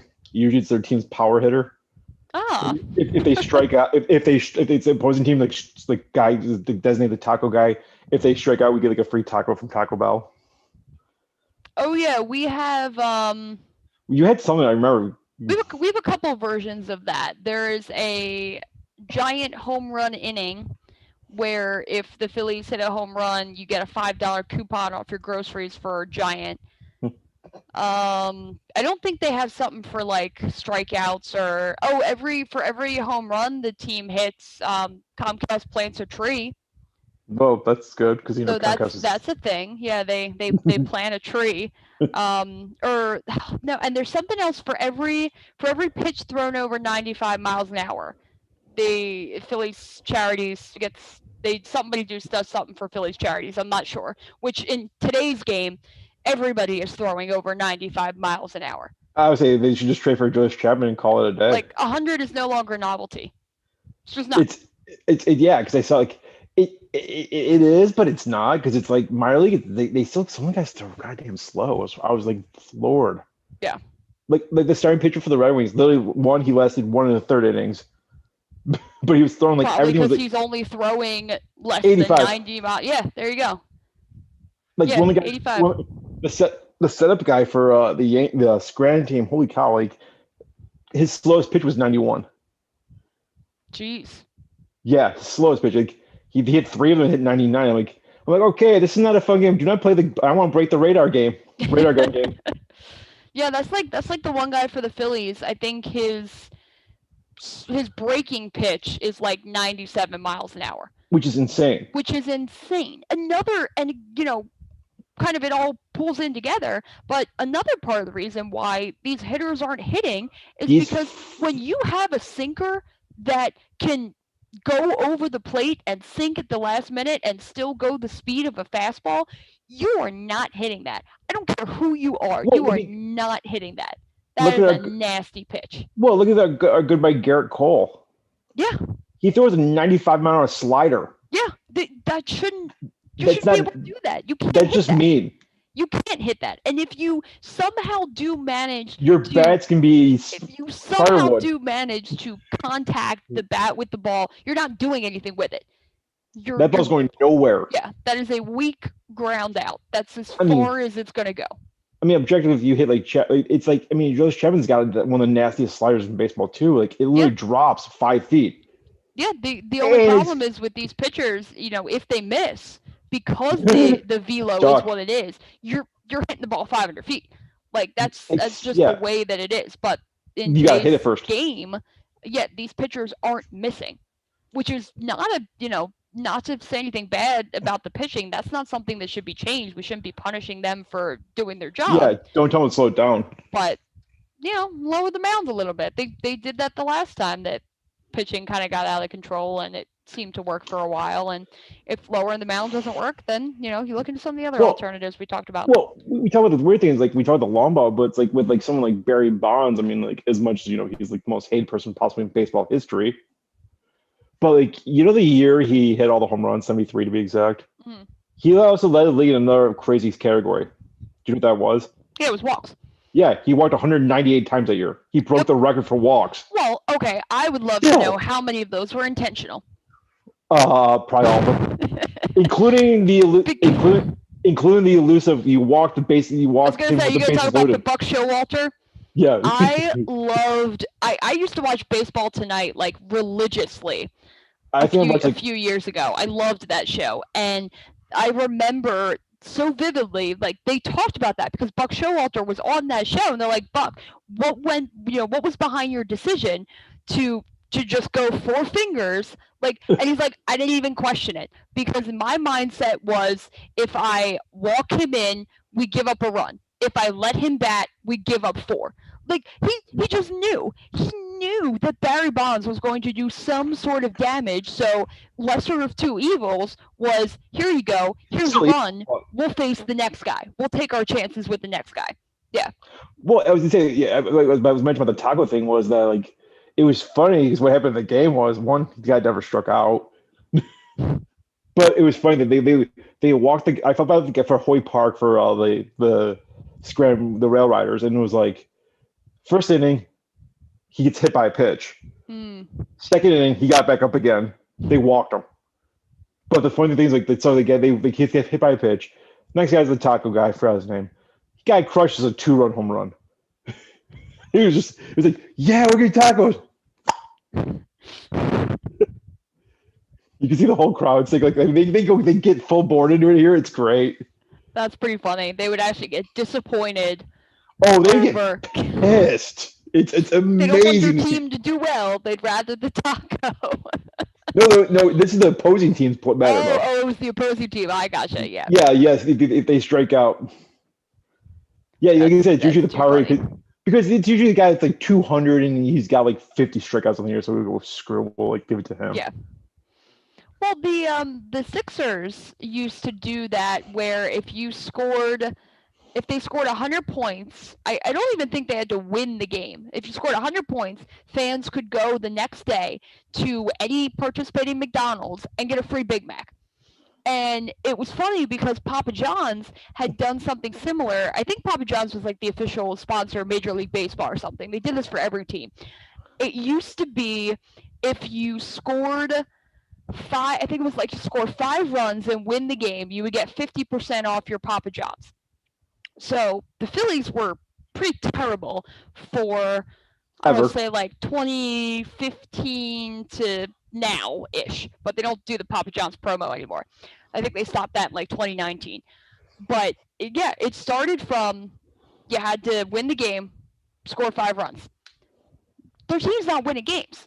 They may have scored 5 runs. Team's not winning games. So Papa John's changes the promotion to they got to score 5 runs. That's it. They didn't have to win the game. They had to score 5 runs. And it was almost like, because even that didn't happen a lot. And I was waiting for them to just change it and be like, the way like some of these sports betting, in order for you to get like $100 site credit, it's just whatever team hits, just one hit. Like you could still, the one guy could throw a no hitter as long as the other team gets one hit, you get your $100 credit. I was waiting for them to do that with the Papa John's thing, where it was like, well, the Phillies played today, so here's 50% off your Papa John's offer. Like, because they're bad. They're not a good baseball team. Not losing 100 games bad, but pretty bad. We can't all be Seattle now. Come on now. But yeah, or it's like Pittsburgh or Baltimore. I wonder if any team's going to do it this year. I would bet. Probably the Pirates, maybe the Mariners too. Yeah, that's just pathetic. This is what happens when we don't have a rundown. Yeah, I know. Spend an hour and a half on baseball. By the way, if you're interested, that Astros Dodgers game is on FS1. Nice. That's gonna be a fun crowd. Currently 4-0 Dodgers threatening. Couldn't happen to a nicer team. Couldn't happen to a nicer team. And I don't even like the Dodgers. I'm at the Astros. Oh, I know, but I'm saying, like, ordinarily, I would never root for the Dodgers. See, Houston brought everyone baseball fans together. It's such a nice, touching time. Yeah, and they didn't get to reap the negatives of it. Like I said, if any team benefited from that pandemic, it was the Houston Astros because, man, 2020 was going to be a nightmare for them. As far as every single visiting stadium that they went to. I can't imagine being a player of the Astros, especially if, one, you didn't do anything wrong. Yeah. Two, just like being like yeah, like you said, if you had like Dodger Stadium for 55,000 people shouting Lord knows what at you. Yeah. Yeah, if you're Altuve, if you're Correa, you deserve everything that you're getting. But some of these other players who weren't even on the team, their fault. Yeah, I mean, you go to Yankee Stadium last year, put them that full. Yeah.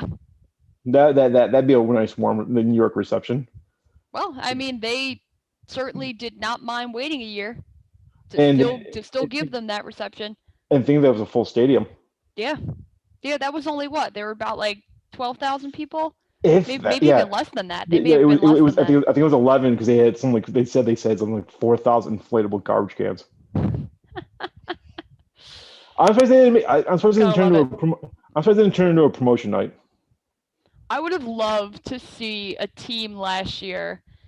So you know how like everybody was doing all the cardboard cutouts? Yeah. And for the Denver Broncos, they had actually done this thing with South Park, where I think it was like 100 or 200 some of these cardboard cutouts were South Park characters. I would have loved to see, I don't know where the best place to put it would have been, where the hitters would have seen it. But I would have loved to see a section of like just one stadium. Would have been great if everybody's done it, but like one stadium, literally just cardboard cutouts of trash cans. I could saw Yankee Stadium do that. The Yankees, the Dodgers, like that would have been amazing. Well, it'd probably been Dodgers Stadium because Yankee Stadium would be all covered with cutouts of fans giving them the finger. That could have also worked. And it would have just had to been for like one game only. Like you still sell all your cardboard cutouts for the other games, but every time the Astros play, they put up the trash cans. And have it go money to the home. They charge $100 a person. Yeah. Yeah, to get like your name on the trash can. I guarantee you, people would have paid more money to do that than they would have paid to have their face on a cardboard cutout. Although Kansas City still wins that whole argument for everything for that. But we'll get back to the one second. But it's like I've done that and said like all the money goes to like homeless people of New York City. Yeah. Yeah, they could have done tons of things. I think that would have been great. But yeah, like I said, Kansas City wins that whole cutout contest no matter what. Because they had Bernie Lomax. Yeah, they did a good job. With Weekend at Bernie's. Please tell me you've seen that movie. Yes, everyone. Thank you, like Jesus. Yes, that's why I made great. Because my friend was like, we were watching a game, and they're like, holy shit, it's Bernie Lomax. Yeah, I mean, teams definitely, were clever as far as what they did with their cardboard cutouts. But yeah, that's that one you can't top. But like I said, I've done the garbage cans. Like I said, and had 50,000 or whatever Yankee team holds against like 44, and have every seat be a garbage can. Yeah, yeah. And like I said, and do it to charity because you've made a ton of money. Like I said, I mean, you have to. I guess the problem is because the installation of those cutouts, that's like once they were up. You couldn't take them down till the end of the year because it was a lot of work. So even if they didn't do the whole stadium and they just had like a trash can section where they could almost like put the cutout on top of the one that was They already could, there. and they could call it the heap. Yeah, like you didn't even have to like glue it on there or tape it on there. Just lean it Like I up said. against the other cutout and then just take it off when the series was over. And then you could call it the section of the trash heap. That would have been great. Or Man, even I if they could- didn't have cardboard cutouts, even if they left a bunch of seats and they just put inflatable trash cans on them, they could have done. One team could have done something pretty crazy, and I get they didn't. But missed opportunity. Probably wouldn't have been as good without fans there anyway. So Yeah, I say opportunity can wait. Opportunity can wait. Like I said, with Yeah. 15 with also the $11. Yankees wouldn't have. The Yankees actually wouldn't have played at the Astros last year No, because been, of the whole. So the only team that would have been able to do it would have been the Dodgers because of the West. yeah. So I guess that's why the Yankees kind of went all out this year because that was their first No, they- opportunity. They were tame. Well, for them, that is. I think it's pretty tame. Like, I could see it happen in Philly, because Phillies are like nice, warm people like that. I don't know though. We don't have the beef the If way you, but that obviously, if you had the beef, like honestly, as a Phillies fan, am I that broken up that the team that that suffered from the Astros incident was the Yankees? No. If I had to pick a team that I would have wanted to get cheated out of something, they would probably be near the top of my list. So, like, while I disagree wholeheartedly with what the Astros did from a pure Major League Baseball standpoint, I don't hate that they did it against the Yankees. And I make no apologies for that. I think Minute. This was a Saturn suplexing. Sorry about that. So I had to say hi to Vinny, by the way, from for wrestling. That's what I wanted to do. What the hell was I gonna do? Because we were talking about something else. So are we off of baseball? Should we move on to our next topic? I think we're good for right now. Yeah, we definitely covered 2 weeks of baseball. So yeah, no hitter's good, but they got to figure something out. The game needs more hitting. In whatever format that comes, the game needs more hitting. Okay, I'm gonna send you something on Facebook just so you know, because we were talking about the schedule reveal for the NFL. Oh gosh, we should maybe. That would take a long time. But I just want we're really gonna do my bills for tonight. We can do like the other 31 teams, if that's cool with you. Yeah, that's fine. Here's the schedule for you. I want your honest reaction to it all. I want you to watch the YouTube video live. You have to. You want me to watch a video while we're on the air? Yes, it's 5 minutes. You can talk about while it happens. Okay, hold It's on. a 5-minute video. We can do it it's a 5-minute video. Let me see this thing load. Here's hoping Mary can do more than one thing at the same time. Listen. I can do more than me. one thing. I can do more than one thing. 12-year-old computer. Gotta bear can with do- it. I got just beg and plead. I can do more than one thing at a time. It's just me ruining 2 things at the same I'll time. just open it up on my phone because That's fine. it doesn't seem to want to load on my computer. All right. That's probably for the best. Live TV. Go us. Told you before we can't screw because it's live.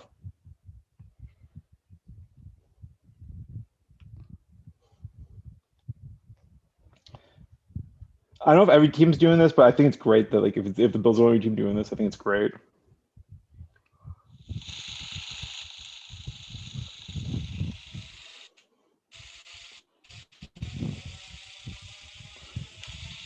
So week 1.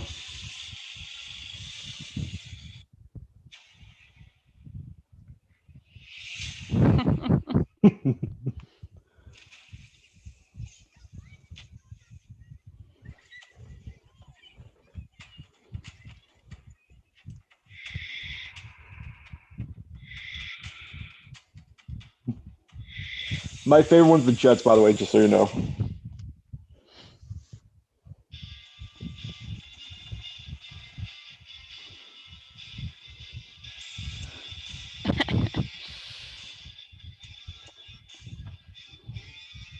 Like I said, I don't like I said that my number one's the Jets.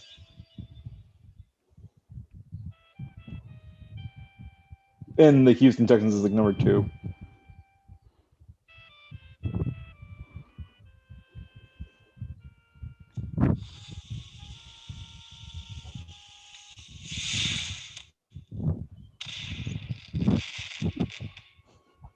Poor Woody. Yeah.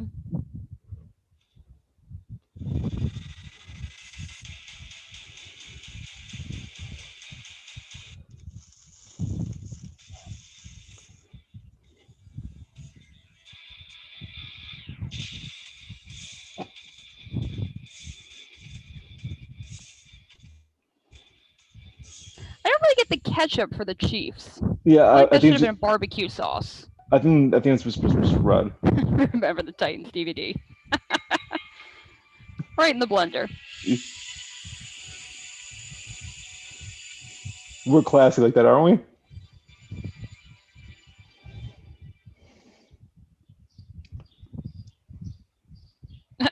Bye week. The table survived though. That's the important thing.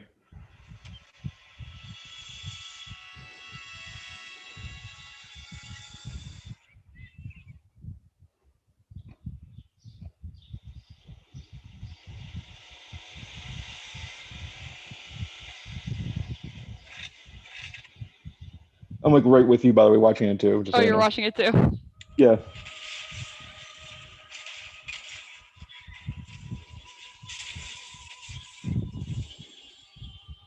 I don't think It's I supposed to get be the Jaguars one. The Cards are Jaguar. Oh.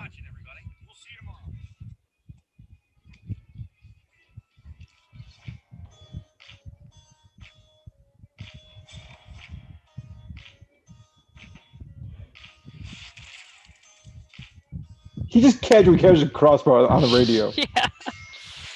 That's pretty funny.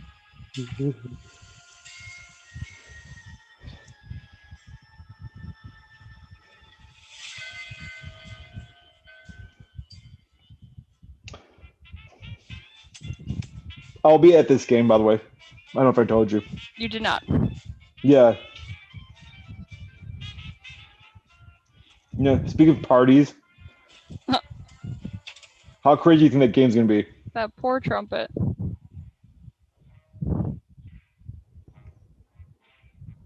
What do you think? Crazy party time? I don't know how big Thanksgiving is in New Orleans. A big party normally probably every day though. Oh, true.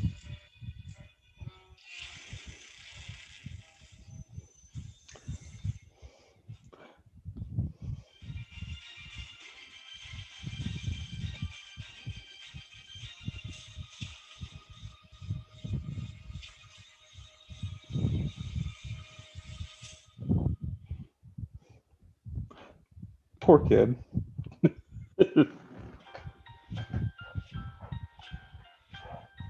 We gotta show Josh. I gotta show Josh this one.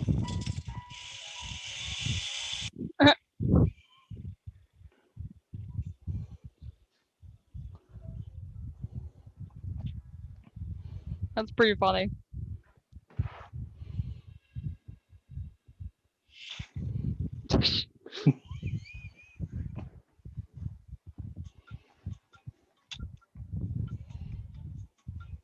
I always forget there's like 18 weeks now. I know. It's gonna be a long season. I don't think we'll be game. I don't think I'll be game Michael Collins up for that game.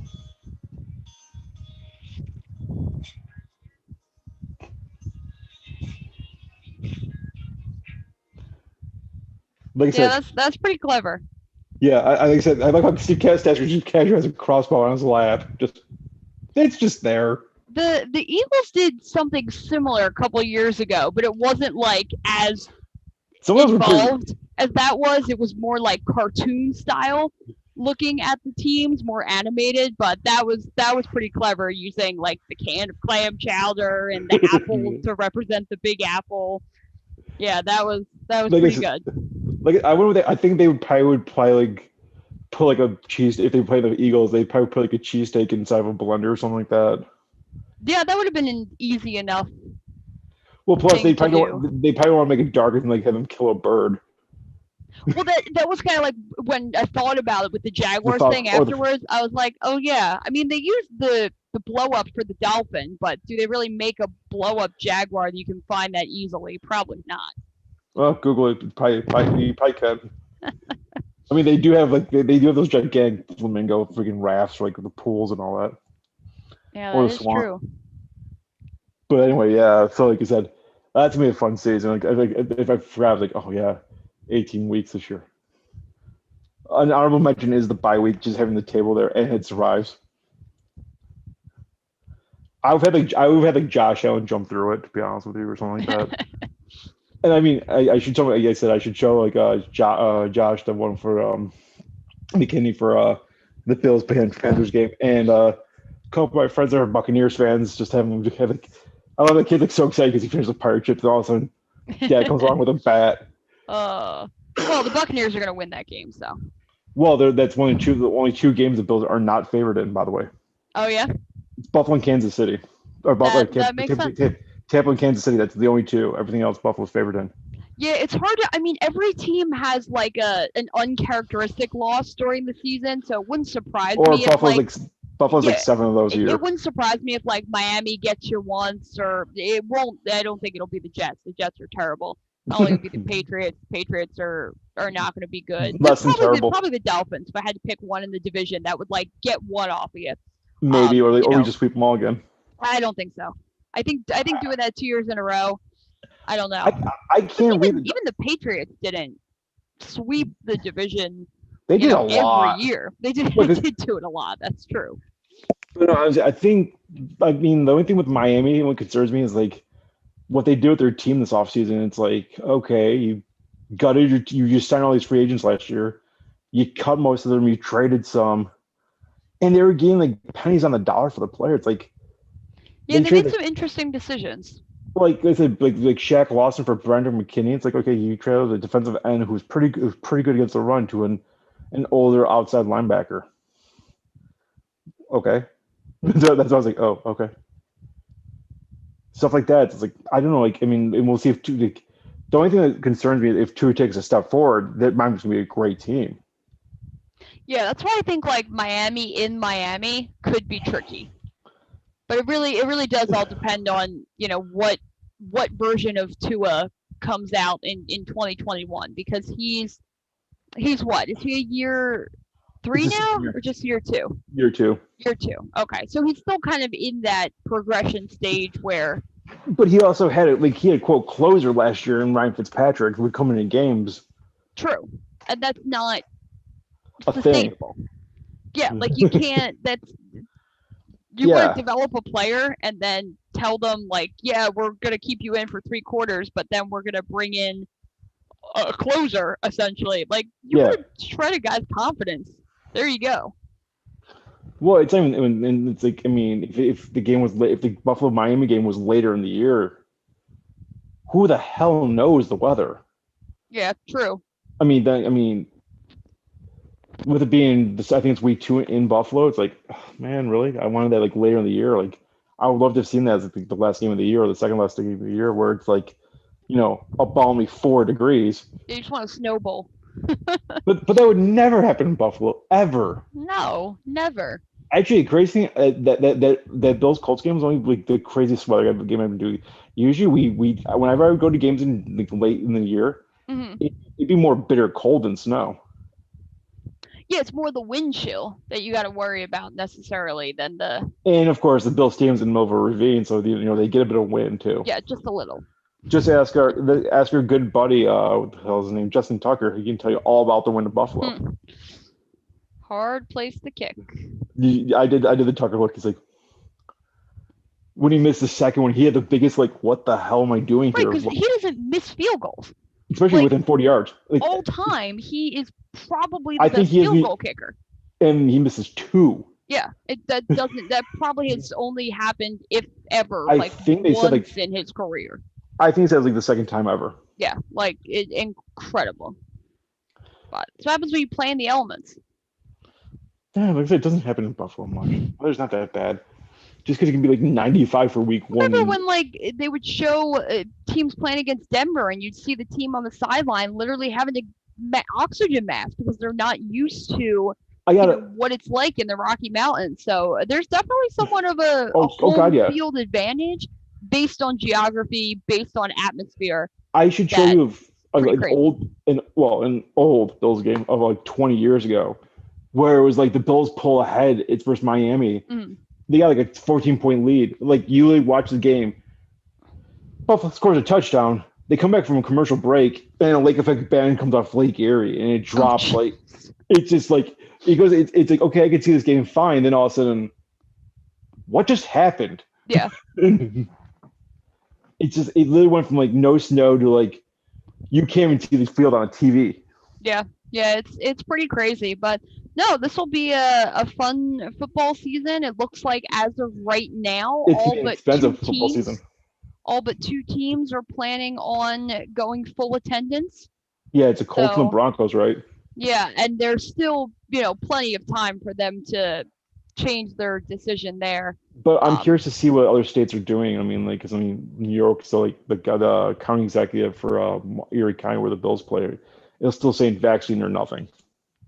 Yeah, I mean, it'll be interesting. I don't know if Philly will mandate a vaccine because they're not doing it for any of the other sports. Granted, the link can fit about 60 something thousand versus 45 for Citizens Bank Park. So maybe they would do a vaccine, but I don't know. It's such a tough call because there are going to be certain people that just can't get the vaccine, whether it's they have an underlying condition or their doctor says like no, don't get it. So I don't know if a mandated vaccine would be something that Philadelphia would do. What's peculiar about the Bills too that I would say the only team that really has the only other issue with it would be probably Detroit.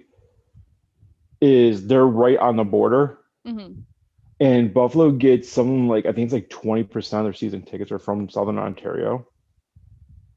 So do you think though, we have to look at will the border open up? Yeah, I was gonna say, will the U.S.-Canada border be open? Or will they grant an exemption if they can prove that they got tickets to the game? I don't know. I think you're more likely to get an exemption for a team than you would be for fans. Yeah, and right now we're still not getting it for Toronto. Because you can kind of control a team better as far as access, who they're seeing, who they're around. You can contact trace that. If there was a fan who comes in from Canada, you don't know who they're sitting next to. You don't know who they interacted with in the gift store, who they bought their concession from, who they tailgated with. Like, that would be harder to kind of figure all that out. That's also the 64,000 house tailgating going to work. Are they going to, especially with Buffalo, like I said, Buffalo's the weird example because they have so many private lots. Right. Where like most of the stadiums are around, except for like Green Bay, are like right in the city proper. Yeah, I think it ultimately is going to depend what these sports teams are able to do is all dependent on what their city and to a larger extent what their state is allowing as far as COVID restrictions. Like, for example, when the Phillies first opened, because they were the first sports team in Philadelphia, technically the Union had opened for fans prior, but they're outside of the city. When the Phillies opened in April, it was, 11,000. So it was not capacity. It was about a quarter of what they can fit in that stadium. And there was no tailgating. You had to wear a mask. Every seating pod was distanced from another. So that's where we started in April. We now moved to last Friday. So just this past, it would have been like May. What's today? Today's the 25th. So it probably would have been like May 19th, 20th, something around that range. When the city of Philadelphia said no more masks, you don't have to wear it, it's mask optional. The Phillies then said, okay, they're now mask optional inside Citizens Bank Park. The only time you have to wear a mask is if you're in the store, if you're in the bathroom, if you're in anywhere else that's considered like an indoor sort of area. Confined space. Right, exactly. The elevators, you would have to put your mask on. But as such, you don't have to wear your mask in the, seating bowl. Same thing kind of goes with tailgating. Tailgating wasn't allowed at the beginning, but now that the Philadelphia mayor has said you can tailgate again, the sports venue goes, yep, okay, you can now tailgate in our lots. So you don't have to go to, we had private lots there as well. So you could go to the private lots. They were still allowing tailgating, but you couldn't tailgate on Citizens Bank Park property. Now you can. The link is being opened up again for tailgating because a lot of people, I don't know how people are familiar with Philadelphia, but Philadelphia is pretty unique in that all 4 of our major sports, if you exclude Major League Soccer, are all within the same complex. So you literally could go to a Flyers game, go to a Sixers game, go to a Phillies game, go to an Eagles game. If all happened to play on the same day at different times, you could go to every single game because they're all within walking distance of each other. Easily. There's a parking lot that separates all 4 stadiums. So normally for Phillies games, overflow tailgating is in one of the Eagles lots. So that was something that when they opened up tailgating again, they opened up parking in that particular lot. People can start tailgating there again.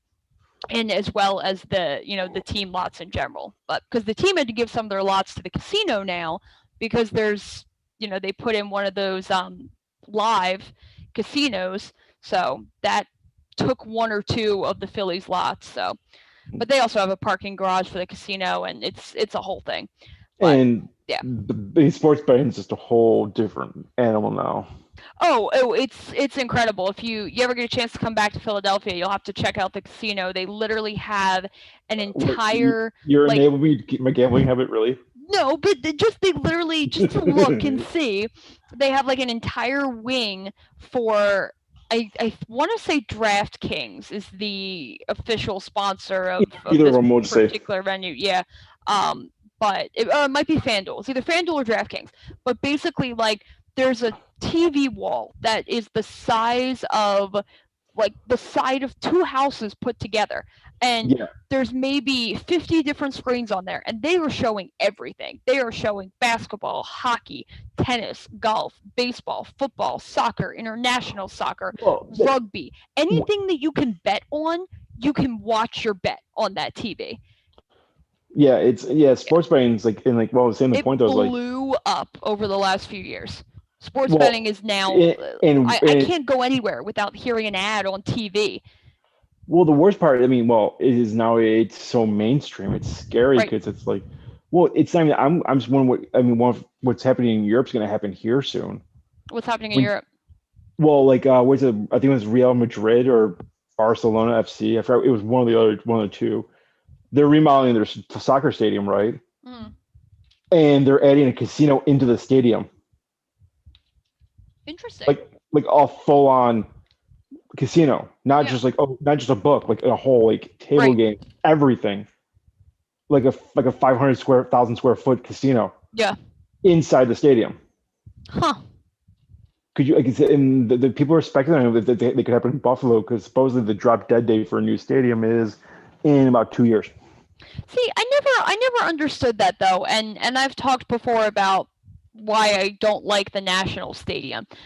Your stadium shouldn't be a destination. Your stadium is the vehicle that you go to watch baseball, to watch soccer, to watch football.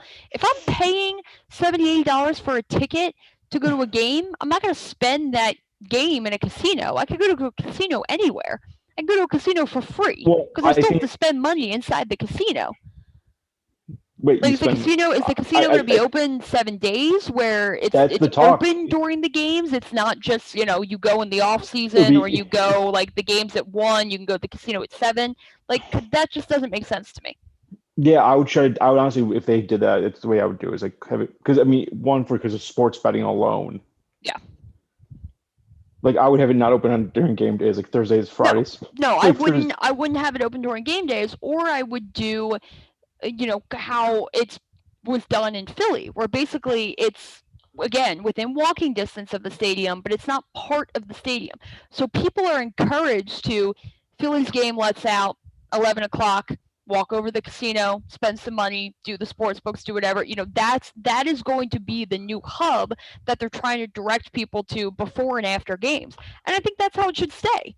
Like, put it with close proximity to the stadium, but don't make it something where people are going to go and show up to a game, and they're going to spend the entire time in the casino it just, I don't know, that it doesn't make sense to me. I'm sure the venues don't care because you still paid for your ticket, you still paid for your parking, you're paying more money now to spend in this casino. They don't care if you're watching the game or not. Doesn't make a difference to them as long as there's Wait. enough bodies and seats that it looks good on television. It's really all that matters. What is this spending money in casino thing? I don't get it. I don't spend money. I just make money there. We gotta spend money, make money. Oh, okay. That explains more than I was confused because I said all I do is win. But yeah, it's like I don't know. It's like I think the same. They think there's downtown Buffalo's casino, and it's the same way, and it's with like a half a mile of a Sabres hockey arena, and they give you like if they score a goal, you get like $5 of free play. It's up to like I think it's up to like 6 goals, so you get up to $30 of free play. Nice. They kind of made that rule after I think the Sabres game I went to, and they won like 10-1. Yeah, but like there is a cap to the free play. Yeah. Yeah, well, that's how the Phillies actually, since the casino is using their lot, you have to pay. Now, if you are going to a Phillies game and not the casino, you shouldn't have to pay. You pay for parking. Right. However, what they do is instead of you paying like $25 for parking, you pay $25. You get a $25 voucher for free slot play. So again, it encourages people. I already paid this money for parking. Let me go try to win my parking back. I'm going to go right in the casino and, maybe you win your parking back, maybe you don't. Once you're in those doors, they've got you. They've got you where they want you, and they can get you to gamble away a lot more than you spent on that parking. Not everybody has the kind of ability to win their money and then walk away. Most people will be like, hey, I'm up $20. Let me see how much higher I can go. That's pay for parking for the next game, Like I said, that's just because it's slot play. Right. If it was free play, I was at the tables, it'd be different. Yeah, no, it's only slot play. And usually they're smarter than that. They're smarter than to give people free table play. Yeah. Yeah, because I'll win every time. But anyway, but no, it's like slot play. I've done that. It's like I've never won on a free slot play ever. No. I'm convinced they rig those things they got like the lowest payouts. Yeah. Oh yeah. You're not gonna make a lot of money, but the kind of draw, which it makes a lot of sense, is if this was any other year, I would be paying $25 to park and I'm giving away $25. Now I at least have a chance to win my money back. If I don't win my money back, oh well, I already spent that $25 on parking. Like, I gave you the cash, you gave me the voucher. If I don't win, I was going to pay that for parking anyway. So that's kind of how it goes. But gosh, it's so crazy seeing full stadiums, full people. Like, I know we're headed back in that direction for everybody soon, but it's just so wild to see so many faces. It's gonna be weird and a lot unnerving. It's a readjustment. We have to readjust to what was normal in our lives, and that, like any sort of change, it could be scary. It's like, although I agree with one of my coworkers who was like, who doesn't believe in the vaccine, doesn't believe in the mask, whatever. But he's also like, I hate everyone. This is the greatest thing ever. Yes. Yes. I have loved being able to go to games and not having somebody in front of me. I can put my feet on the seats. Like, I can spread out. I can literally stand up in a whole section and like not worry about somebody behind me being like, yo, sit down. Yeah. It's funny though, like going to the game Friday night again, because it was like there was only like 3,000 people there, and people share a lot of like candid information. Like, guy was going to like one of his procedures he had during the off season. I'm like, God, I don't need to hear details. Like, really, I'm like a section away. I feel like I've had nobody to talk to for such a long time. I have to tell my life story. I haven't seen my friend in months. Yeah, it's really like that because I know that guy because he's had season tickets there for years. Because it's the same. I'm like, oh God, really? I don't need to hear. I'm thinking, sir, I do not have to hear about your colonoscopy. With all respect, not at a baseball game. Anyway. Of all the surgeries to be talking really loudly about too, colonoscopy is probably at the low of my list of ones that I would want to hear about. Especially at a baseball game. Yeah. Yeah, like, oh, they stuck the thing. They're like, no. Done. Nope, thank you. Could tell me all about your, ACL tear and your knee surgery and, all of that. Like, No, but don't be When- telling me about your yeah. colonoscopy. Yeah, when the scope comes out, it's just no. Yeah, yeah. When the scope comes out, I No. go by. Yes. Speaking Uh, of players, I heard our good buddy Mike Mazan probably had one. yes. And it's crazy to think it's his first major injury in wrestling. Yeah, it's pretty Well, impressive. he wrestles such a like, I mean, he even mentions like I wrestle such a safe He style. wrestles safe. He does it intentionally. Yeah. Yeah. When there's Good for nothing him. wrong with that. I don't think, I know some people think it's boring, but hey, the man is smart. He knows how to make his money, and especially now he's got a family, he's got 2 kids. It worked for Bret Hart. Yeah. Like seriously, He I had don't. quite a long career. Yeah, till like Goldberg said hi. Mm. Yes, got it with a mouthful. But yeah, it's like shit like that. It's like it's just like people just like people that play it safe. Like yeah, you're like you're soft, dude. I had a 20-year career. Right. And I'm walking away with like longevity means something. I mean, they're looking at Will Ospreay in Japan. That whole situation is complicated and probably worth saving for another conversation. But basically, there's some talk that a bunch of the Gaijin wrestlers are trying to get out of their contracts because Japan it's not very easy to get a vaccine in Japan. There have all And the kinds of uptick's issues going with crazy. COVID. Yep, the virus is spreading. People are trying to get out. They're not letting them out.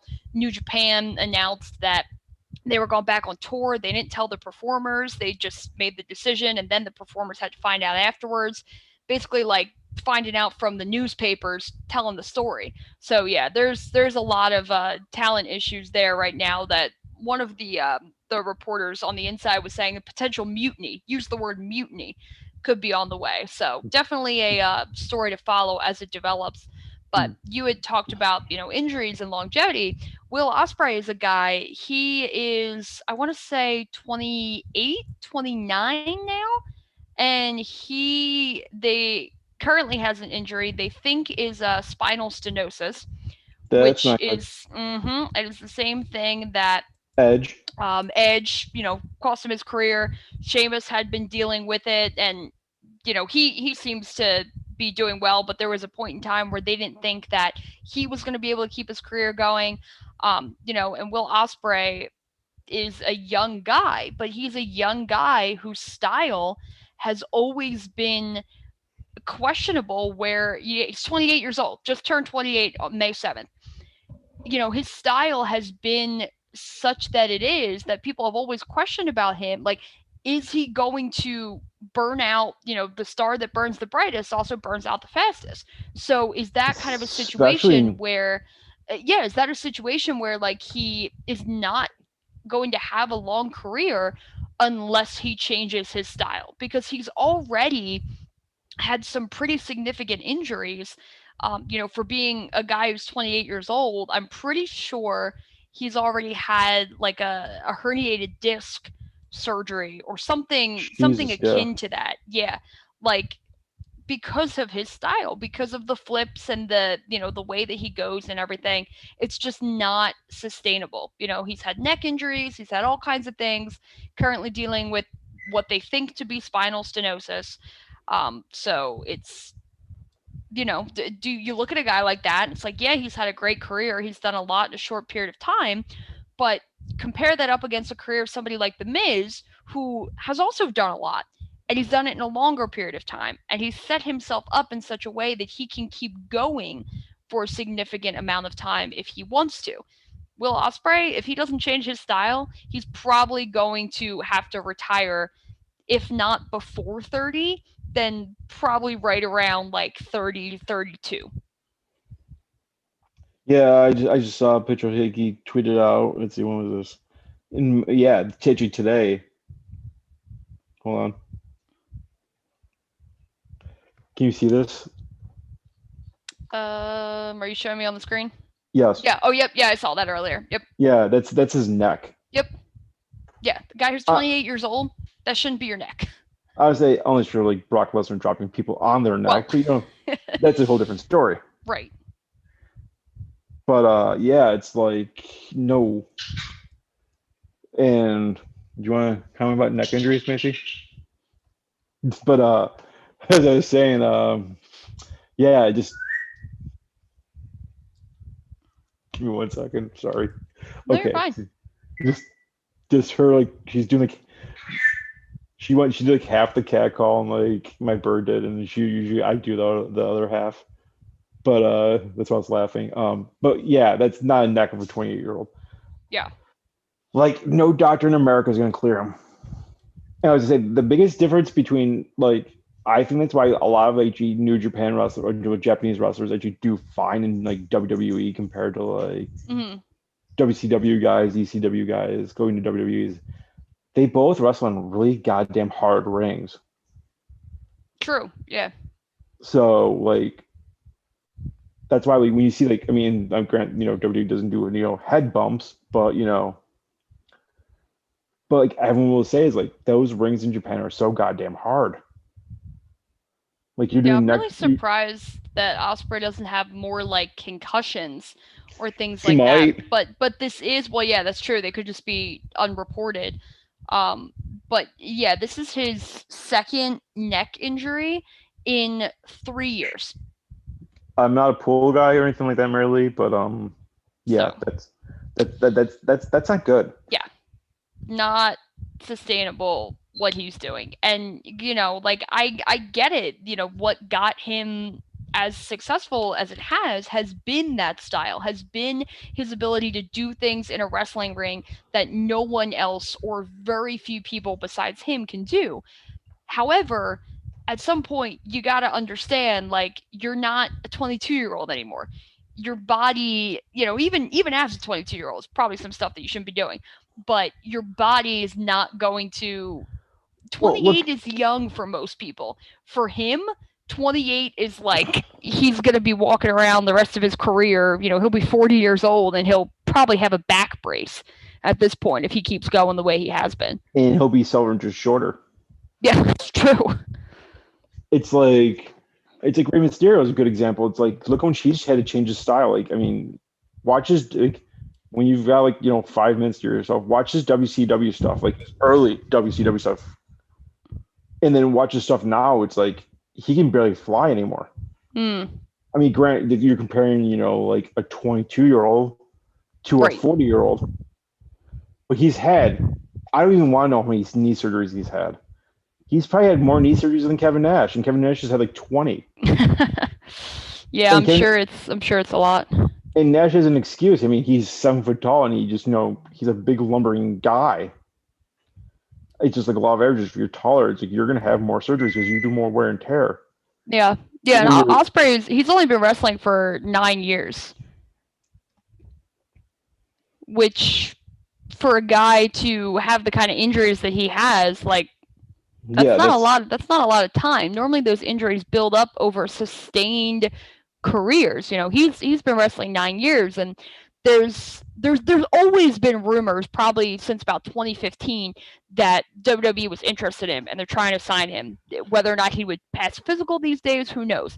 I doubt it. The idea, I think in him too, in looking to leave Japan potentially, if there's truth to those rumors, would be that idea that I'm not getting any younger, I'm not getting any healthier, now or never. If I can pass a physical, I'm more likely to pass it now than I am going to pass it 3 years from now.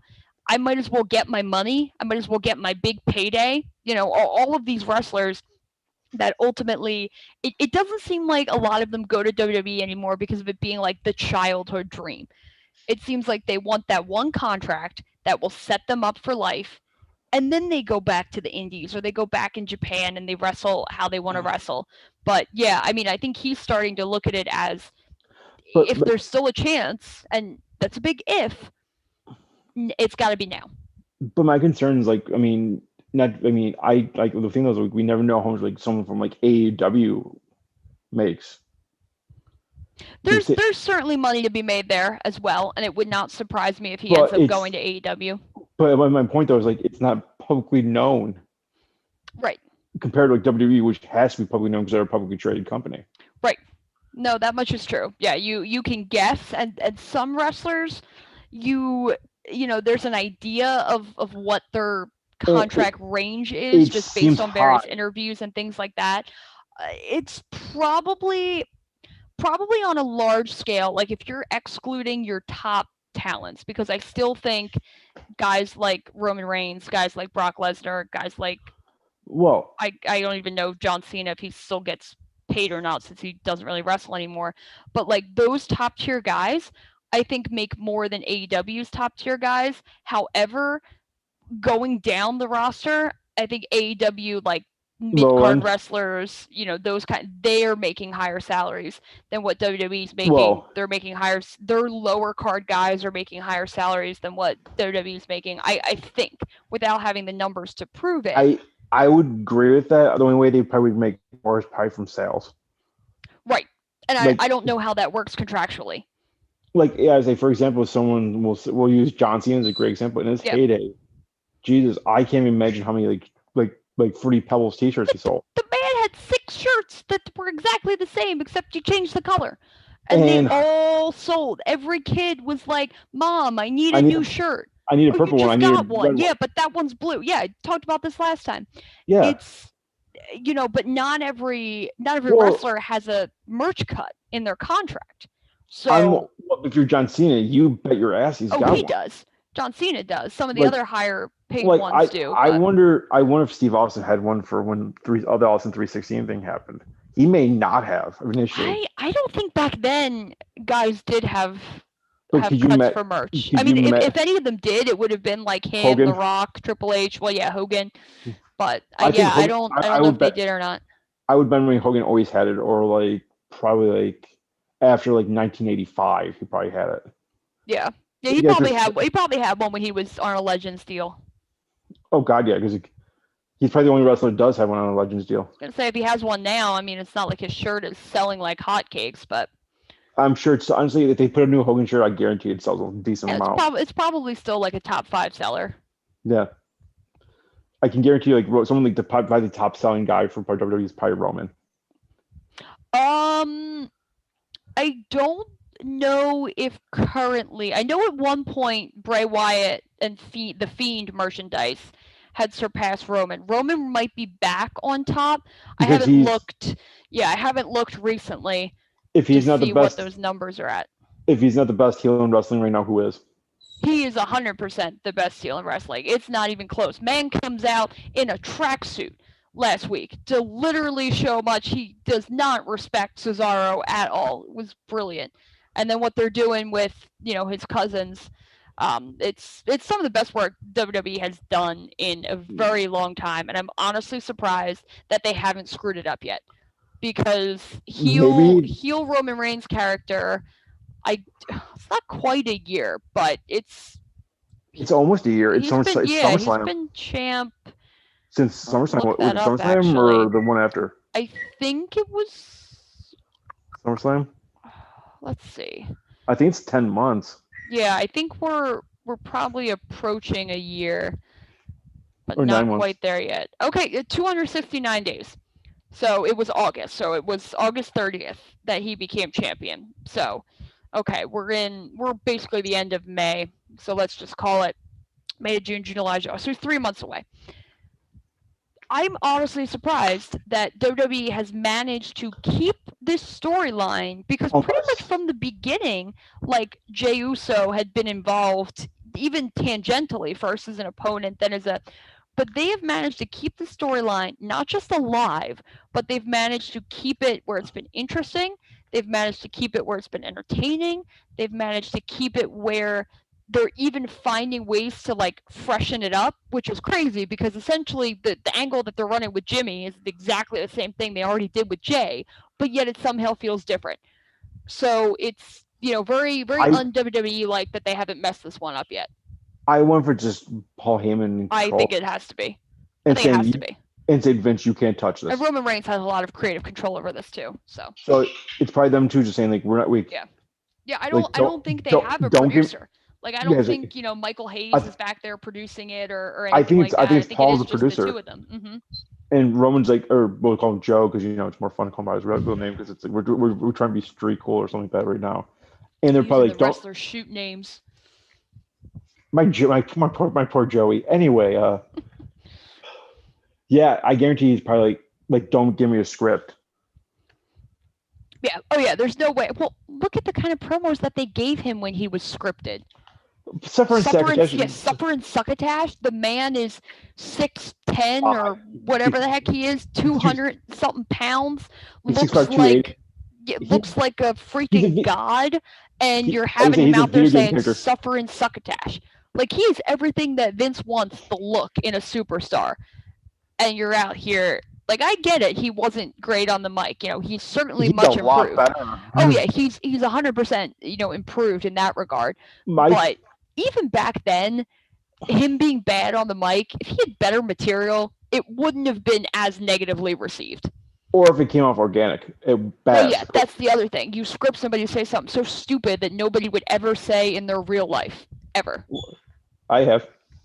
But you say it ironically now to make fun. Like pre-Roman Reigns saying "Suffer and Succotash," I don't think anybody. Sounds like a cartoon. Sounds like something a Looney Tune would say. Like, it was, it was, right? Yeah, that's my point though. It's a Looney Tune.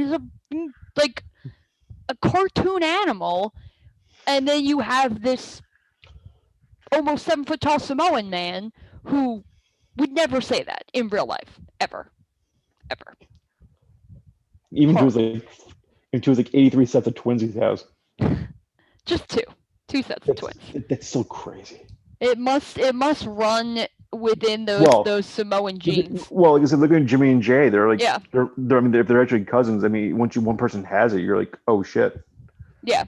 Twins definitely run in that family. There's no denying that. No denying that. But what else was I gonna say about that? It's like, yeah. I'm surprised they don't sell the gold like wristband. I think that would be yeah. Because like it's so perfect. Oh yeah, it makes him look like a supervillain, which he is. Yeah, he is. Like I mean, and I'm surprised they don't have a superhero like being like the anti-him. Well, the thing is, they don't really.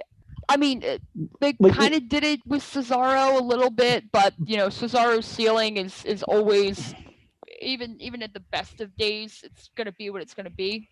But what I'm saying, even if he was on Raw, like the superhero, like having him like the mirror image of him. Oh, Raw sucks. I was using this example. Go with it. Don't put him on Raw. Or put him on Raw and make it like you have the super crazy babyface that doesn't lose either. That's gonna be they're gonna turn Seth Rollins. They're gonna turn him babyface. And it's gonna be. Well, you can't have Seth Rollins heel and Roman Reigns heel coexist on the same brand, but opposite of each other. Like their stuff doesn't really intersect until this whole Cesaro thing, and even then, it's more a we both don't like this guy, but Seth Rollins is there. Any other Seth Rollins would be going for the title, not standing back and being like, I'm a heel and Roman's a heel, so I'm going to let him be champion for a while. I don't really want the belt back. It's more important to me that I kick Cesaro's ass. I don't really want the belt back. So you have to, they're not going to turn Roman. You have to turn Seth. I mean, and you have to do that match at SummerSlam in front of the fans. And you have him win, though. You do. But not clean. No. Yeah, I was like, not the first time. So you make a decision. How much longer do you want Roman Reigns to be champion? WWE kind of falls into a lull when a guy's been champion for too long. Fortunately, in this case, it honestly has not felt like Roman Reigns has been champ for 9 months already. Like this has been. Yeah, when I saw the number, I was like, "Holy cow!" Like this year has gone really quickly as far as him being champion and keeping that angle fresh, and people not getting tired of him holding the belt. So as we approach 365 days, which if they do the Seth Rollins Roman Reigns match at SummerSlam, depending on when SummerSlam falls this year. But 364, because it's usually around the same month. Yeah, so we're looking at like right around the 1 year. The 1 year. So what do you do? Do you want to have him hit a year? So do you have him win, but it's a regular match? Roman feels like he's going to lose. He intentionally gets himself disqualified, keeps the belt. That's totally something a heel would Or do. do they- Like there's so many ways that they can do it and get like a 3-month program out of these guys, because as crazy as it sounds, Seth Rollins and Roman Reigns have never had a dedicated program. They've had a match, they had that Yeah. match at Money in the Bank, but they have not had a program built around the two of them for whatever reason. Roman's injury, Seth's injury, it's just kind of all the way that the timing worked, them being on different brands, WWE having some degree of patience as far as wanting how they were trying to present Roman at the time, and knowing Seth was as popular as he was, didn't really make a lot of sense to put them together when you wanted Roman Reigns to be the babyface and Seth Rollins to be the heel. Now we get what we want. Roman Reigns is the heel. He's gonna get booed, and he's getting booed for the right reasons. He's getting booed because he's the bad guy. And then you can cheer for Seth Rollins because, I guess people still like Seth Rollins. I don't know. I would personally want Roman Reigns to win in that feud, but I've always liked the heels more than the baby faces anyway. That's just me. if they're made right. If they're made right. But I was like, yeah, I was like, oh, like, are they going to wait till like say 400 and whatever days it was for the Summer of Punk, and have him like totally erase him? See, but the thing is, Brock Lesnar already did that. So if Brock Lesnar hadn't passed CM Punk's record, I would say yes. But I don't think that's something that they're as concerned about anymore, especially because they're two different titles. So the title that Punk had the record with is not the title that Roman is currently holding. But they could also make it seem like, hey, like Roman would be like, I did this every month. Brock did every 3. That's true. I mean, I would love a situation where Roman and have Reigns, Brock show up, and then Brock's probably gonna fight Lashley at SummerSlam. I think they're finally gonna run that match. I'm okay with this. Yeah, it's well overdue. If they don't, and again, it's another one where if they don't do it now, the window to do this match is closing. So I would much rather him have his match with Lashley, then maybe you have Lesnar as champ, Roman as champ, and you do the Survivor Series thing where it's champ versus champ. And that would be pretty incredible. And have Roman win. Yes, and have it be like, okay, here's the plan for the match. Just you guys just beat the hell out of each other. Yeah. You have 25 minutes. Go. Yeah. That's all you gotta do. So I mean, there's certainly things that they can do without having Roman lose the title, or even if he lost it to Seth and then he got it right back, like a quick title change as WWE is kind of known for. They have plenty of options there. I mean, he's going to be the top guy for the foreseeable future now, especially because here we go, moving into the future again. They are still looking to do that match with The Rock, and they're looking to do it in Hollywood, WrestleMania. It's not next year. I think it's the year after. The year after, so 2023. And The Rock will be 49 years old and almost 50. I mean, granted, he's in shape. Oh yeah, but like, if you've seen the man, it's almost unnatural. And maybe it is unnatural. Who knows? Maybe he takes steroids. Whatever. Or no one cares at this point. He's not an active performer. He's allowed to do whatever the hell he wants. I'm sure part of it is genetics. I would say both the guys being 6'5", 270. How could you go wrong? Samoans are built like tanks. Big, yes. So, but it's like, yeah, that's all eyes are on that match. So even if Roman Reigns he's not going to hold the championship from now until 2023. I don't think WWE has the. I don't think they can make that work. I don't think. I think if they did it right, they could. Today's day and age, it's tough. It's tough enough to have a 1-year reign, let alone what would be a 2.5 year reign, I guess. Yeah, I don't know if they could pull that off, but maybe. Who knows? But like I said, for like that Lesnar, say they do that, like have the Lesnar Roman match at Survivor Series champion versus champion, like they've been doing, which is I think great. Yeah. Do you have Lesnar wrestle his face?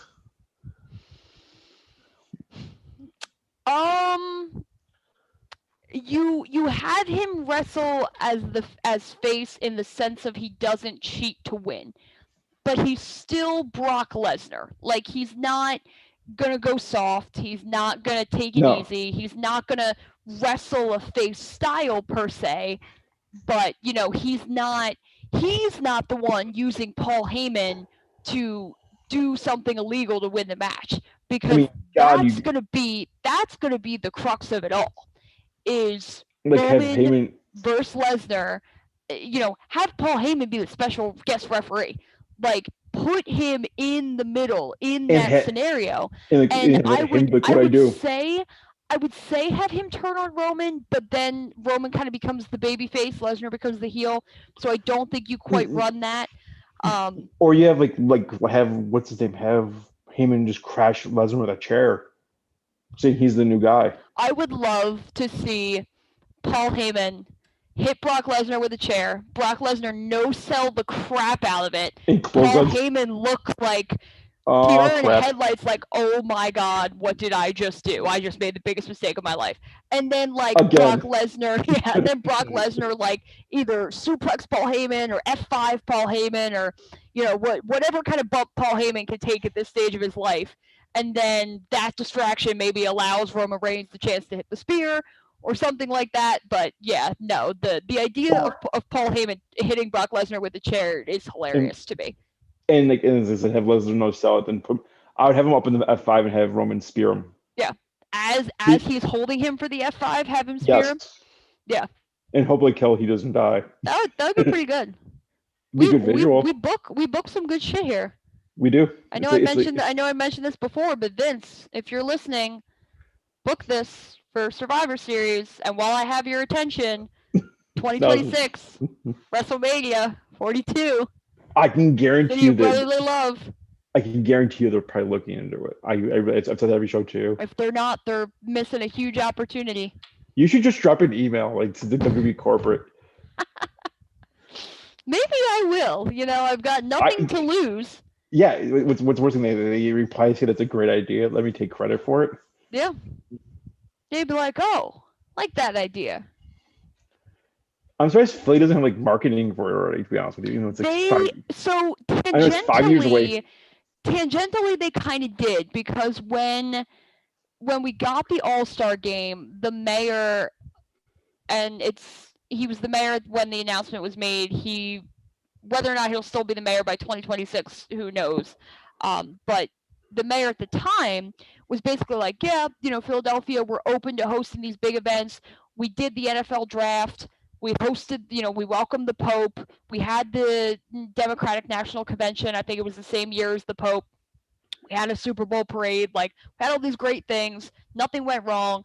We're getting ready to host the All-Star game. And he kind of threw it out there. It's big events. We'd love to host a Super Bowl. We'd love to host a WrestleMania.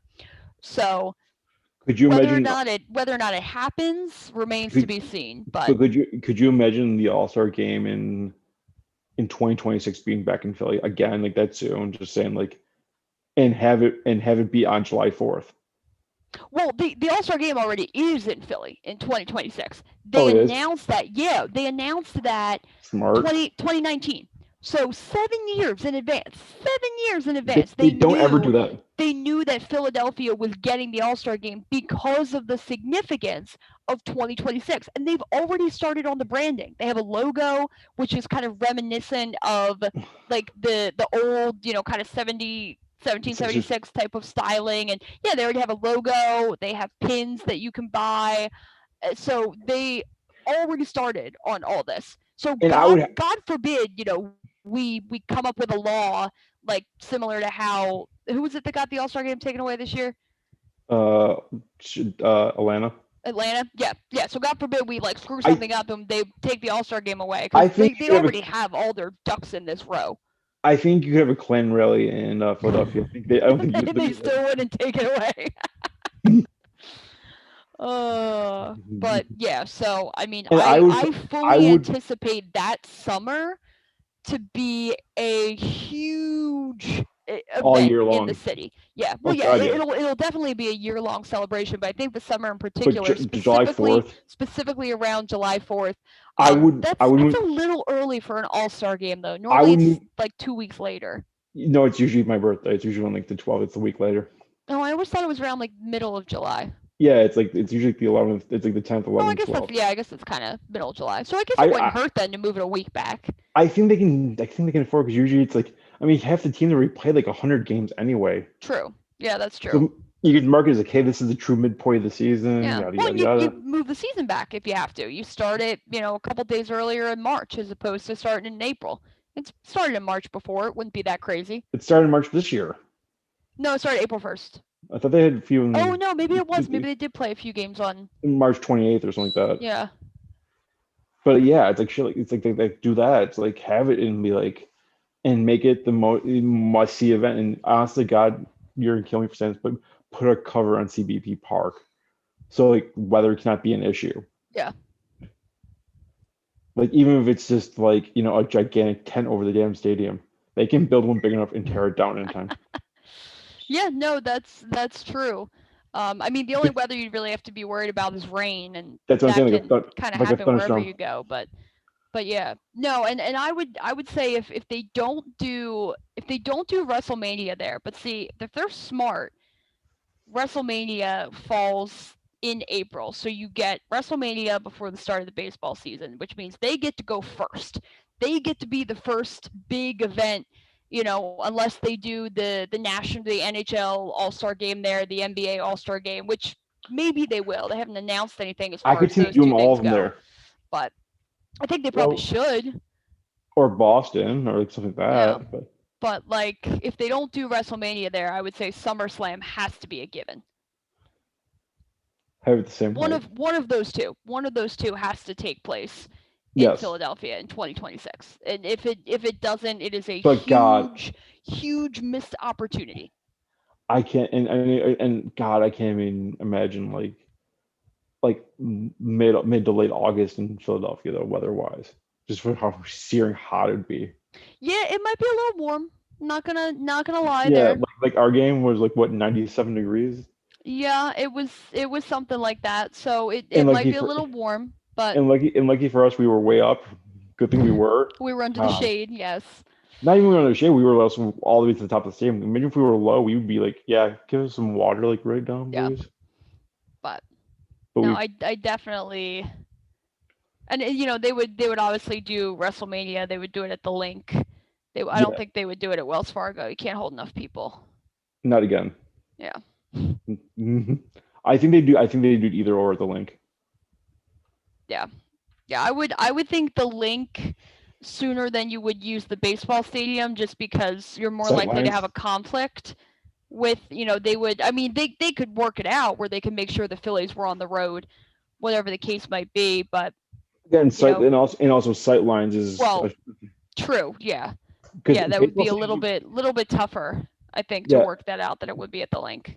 baseball stadiums are just weird for wrestling shows as it is. Like no matter if it's America or Japan, it's just weird. That's all.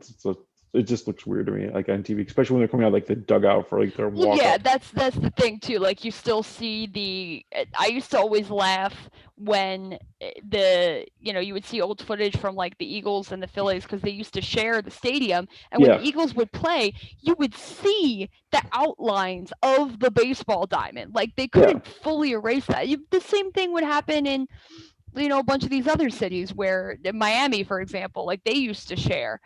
And yeah, you would just see Oakland. Oakland. Yeah, you you would see just diamond- see the diamond, and it was always funny looking. Yeah, and players hated it. Yeah, Especially, distraction. It's hard to you talk about like sight lines and everything. not even that. You start running, you know, saying, "Hey, I'm on grass. This is awesome." Oh well, yeah, true. Then, And then shit! I just hit some dirt. I hit the patch of dirt. I swear, I think the only football player that liked taking off the dirt was Seabass. Yeah. Janikowski loved it. I don't know why. Probably because he was drunk at the time. But he probably, You probably didn't know the difference. no, that's probably true. Oh. I think what else do we need? Like at basketball, I know playoffs are going on. Yes, playoffs are going on. Actually, watching the Lakers Suns right now. So we'll just take a quick Is it look close? around the league here. Every series, with the exception of one, is either 2-0 or 1-0. So the only series that's tied going into today's games was Denver-Portland, and Denver-Portland has been really, really, really exciting series. Oh God, yeah. You know, for anybody that follows basketball or tangentially follows basketball, you've got two of the best players in the league, two guys who have their case for the MVP. One of them is probably going to win it, but Damian Lillard with the Blazers and then Jokic with the Nuggets. Great game. I watched the game 2. I didn't see game 1, but game 2 was great. All the other series are 1-0 Memphis over Utah, which was kind of shocking because the Jazz are the 1 seed and the Grizzlies are the 8 seed, but the Jazz just did not come out to play. Whether it was a week, a little bit of rust from not playing in a week, whatever the case might have been, but Memphis looked Memphis really being fresh from the play-in game and all that. That's probably part of it too. Memphis had to win 2 games to get in there. One of them was against Golden State, which was a great game that they pulled off over Steph Curry, who was another candidate for MVP. What he single-handedly did with those Warriors this year, because there was no Draymond, there was no Clay. He did some pretty incredible stuff. So I was just gonna say, if the Lakers win the championship, the shot that did was that LeBron 3. Yeah, I hope that they don't. But my point was, you just see that 3 he made? Yes. That was probably almost the shot. I think that was the shot of the year in basketball. It probably was, yeah. But no, I definitely hope that. I would love to see the Suns take down the Lakers, and it's kind of funny looking at it from the terms of Phoenix is the 2 seed and LA is the 7 seed. But for some reason, the Lakers still feel like the favorite to me. They are the favorite. It was probably partially because the reason why the Lakers got that 7 seed is because Davis was injured and because LeBron was injured. So they're kind of like Brooklyn. They're full strength right now. So pretty terrifying prospect when you look at what the Lakers can do full strength and what the Nets can do full strength. They're up 2-0 in their series against Boston, by the way. And then you've got Milwaukee up 2-0 over Miami. The Heat got absolutely destroyed in game 2. I don't know if you're a fan of good basketball, but game 2 between the Heat and the Bucks went to a final score of 132-98. That was, what was I thinking? I thought I saw it was like double overtime or something like that. I know game 1 went to overtime and the Bucks pulled out the win over the Heat, 109-107. But no, game 2 was not even close. The Bucks absolutely dismantled the Heat. And the commentators were talking about it during the game and kind of said, like, it is just one game in the standings. Like, you're only down 2-0 just because you lost by 34 points. You're still only down 2-0, but a game like that has the potential to completely just demoralize you. So we'll see how the Heat come out. I don't expect them to lose by 20, 30 points again. I think the Bucks are probably going to win game 3, even though it is the first game in Miami. Maybe the Heat find a way to pull it off, but yeah, I mean, Milwaukee is a good and underrated basketball team just because they, ended up with the 3 seed this year. It was Milwaukee, Brooklyn, and Philadelphia were all in the hunt for that seed up until the final games of the season. And, the Sixers just happened to be the beneficiary of an easier schedule. They had played tougher teams earlier. They had some things go their way to enable them to get the number 1 seed. But yeah, Milwaukee, I think, is underrated at 3. Brooklyn, they're certainly good. And, you've got a great story going on too with Atlanta and New York. The Knicks are back in the playoffs for the first time, I think, in like 6-7 years. Yeah. The Hawks are playing great. Trae Young is looking like, a superstar in the making. So that series is currently 1-0 Atlanta. And then you've got Philadelphia, Washington, which the Wizards played the Sixers really close. The Wizards actually did much better than I expected for a game where, Joel Embiid had 30, Tobias Harris had 36, 38, something like that. For Washington to only lose, I think the final score, I think they lost by like 7 or 8, but the game was, one of those situations where it's closer than the final score. The game was, and the final score was still close, but I think it was just the way that game kind of developed. The Wizards did have a chance to win. So yeah, the final score was 7. Philadelphia won by 7. But, the Wizards were in it up until late in the game. So they definitely played the Sixers well. But that series is 1-0 Philadelphia. So just kind of, quick wrap around the league. I was going to say quickly, I'm just got the scores up from tonight's games already. Like, see, yeah, the Nets just destroyed the Celtics, 130 to 108. Yeah. I would say, I mean, I know it's only the first quarter, but like, hey, remember when the Clippers thought LA was their town? Oh, you mean for all of like one season? Not even 1 month? It's like, yeah, you've never been to an NBA title game, but yet in the Lakers have won 17 of them. Okay. The Clippers have, I think we talked about this before, banners in the rafters.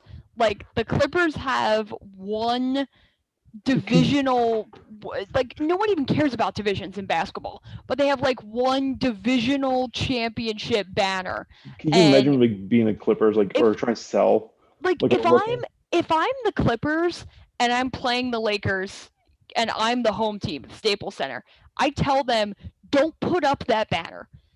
It is more embarrassing to see that banner, and because like obviously the Clippers are the home team, so they're not going to put up the Lakers championship banners. But if you're a Clippers fan, that number, the amount of banners that would be hanging from the rafters. You don't want to see your rinky-dink little divisional title banner, up in the Staples Center rafters where greatness is hung. No, it's absolutely embarrassing. It's like the Clippers are like, I mean, I can't even call them like it's not even like the Chargers and Rams even. It's like, it's something way, way worse. It's yeah. I mean, it's not even the Jets and Giants, because at least they both won a Super Bowl. It's just like, I can't even describe how bad it is. Yeah, it's just. It would be like. I think it wouldn't be as bad if the Clippers weren't as overly and wrongly confident in how good they think they are. It would be like the Yankees and Mets sharing a stadium. Yeah, but like even then it wouldn't be as bad because the Mets actually do have World Series. They don't have as many, not even close as the Yankees, but they're not completely helpless. The Clippers are completely helpless. But my point is, they think that they're better. The Clippers are a team that would act like they have 10 banners when they don't have any. Well, the Mets won what 2? Maybe 3. Yeah, I believe 2. And it's 27 for the Yankees or 28 for the Yankees. Yeah, something crazy like that. Yeah, I mean that's all I'm saying. Like, you won the NL, you won the NL East. Okay. And then there's the Yankees have like 28 of them, and then I think them having World Series banners makes it a little bit more palatable. And some of their retired numbers are like all-time greats in the game. So I mean I get it though.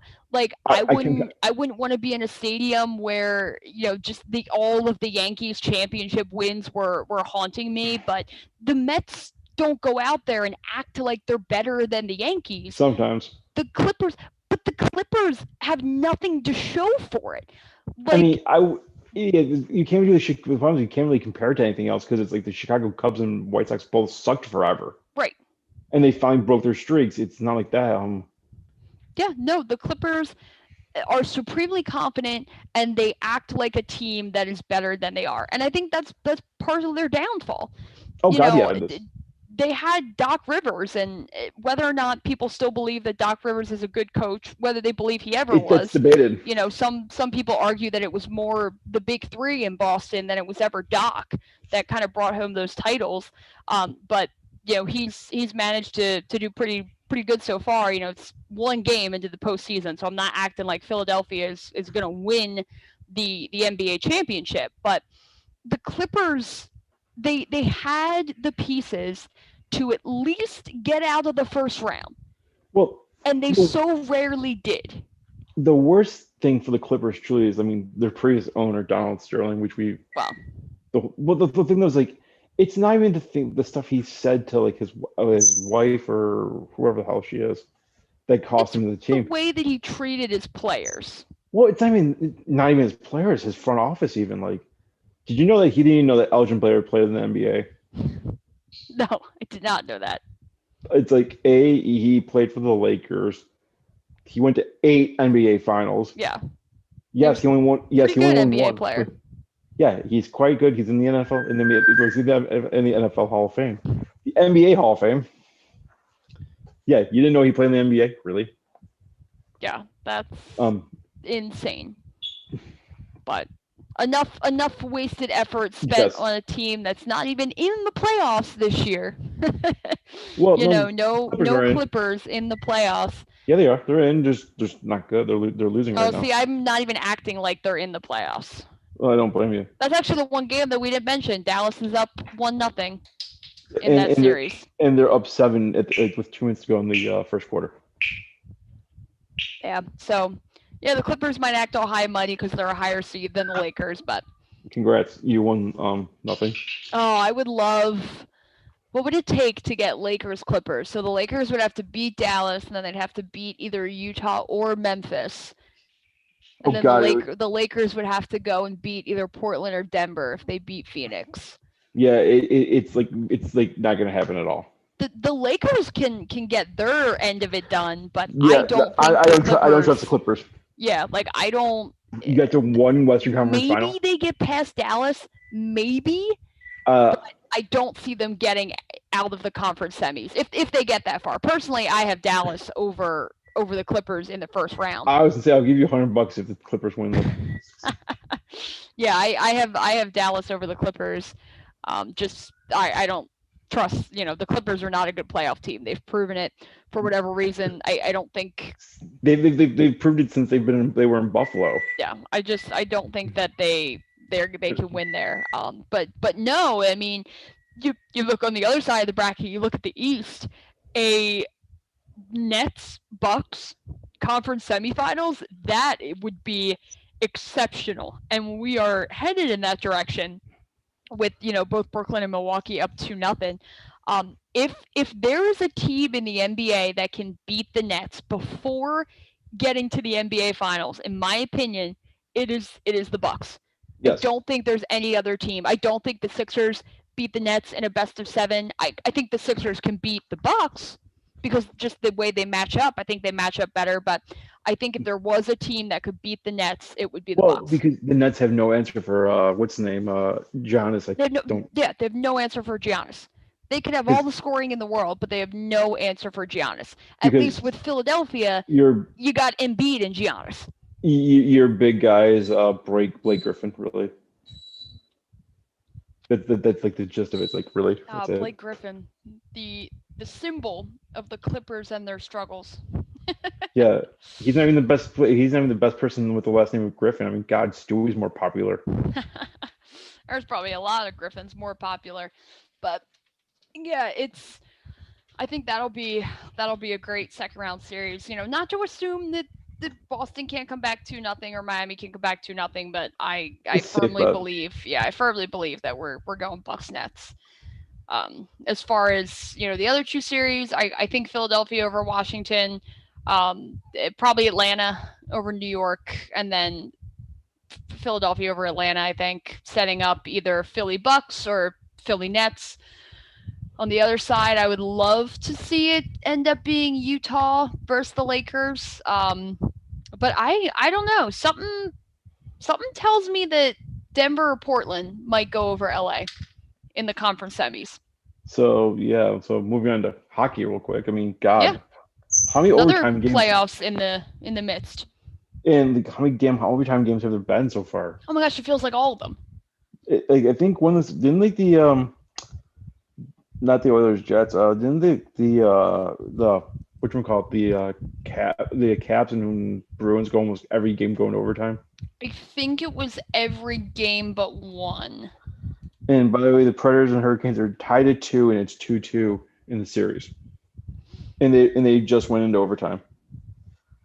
And it looks like Toronto's getting their head out of their, you know what, and So They're up yeah, 3-1. it was okay. So it was every game but two in That's- the Caps Bruins series. It was the first, second, and third game all went to overtime. The third game went to 2 overtime, and then game 4 and game 5 were won not easily by Boston, but 4-1, 3-1. that'd be a really awkward handshake when Char came down. It's remember Yeah, the Russian. yeah, that's right. They said it was like pretty heated. It was pretty heated between them two too. So it's like that'd be a little awkward. But yeah, no, it's definitely been. I mean, if you're a hockey fan, it's been a very exciting playoff. Yeah, but if Toronto doesn't win, God, it's just like, what can they do to win ever? Well, they're up 3-1 or so far. But still, it's like with how much offense they have, they should be winning like 10-0. Even with Tavares out. Did you see that hit, by the way? No. You just save yourself time. Just don't watch it. Oh boy. It was definitely a knee to the dome, and that's all you need to know. Oof. Yeah, he was hospital. He was like stretchered off. He's not clear to play for 2 weeks. Yikes. At least they're not messing around. Like, it's a concussion. There's no neck damage. There's no back damage, Yeah. which is good. But like I said, that was just like, holy crap, this just happened. So let's see. I'm actually adding these up. The Penguins Islanders series, which is not over yet. The Islanders lead 3-2. That one has had 2 overtimes, one of which went to 2 OT. Hurricanes Predators has had 2 overtimes, both of which went to 2 OT. Panthers Lightning has only had 1 overtime. They're slacking. Maple Leafs Canadiens has had 0 overtimes yet. Yet. Knights Wild has 1 overtime. Capitals Bruins had 3. Jets Oilers won the game. Avalanche Blues did not have any overtime as that series was swept. Colorado easily. swept that 4-0. Winnipeg swept 4-0, but they had 3 overtimes, including the NHL's only 3 OT game this postseason. So if we are simply adding up overtime periods, 3, 4, 5, 6, 7, 8, 9, 10, 11, 12, 13, 14, 15, 16, 17, 18. There have been 18 overtime periods. That's nuts. And we're over round the 1. Course of 10, 14, 17, 22, 27. Okay, so there have been 31 games played, and there were, what did I say, 14 overtime periods? That's nuts right there. It's remarkable. The craziest, it's still the craziest overtime game I ever watched. And this was it was a kid who was Flyers Pens.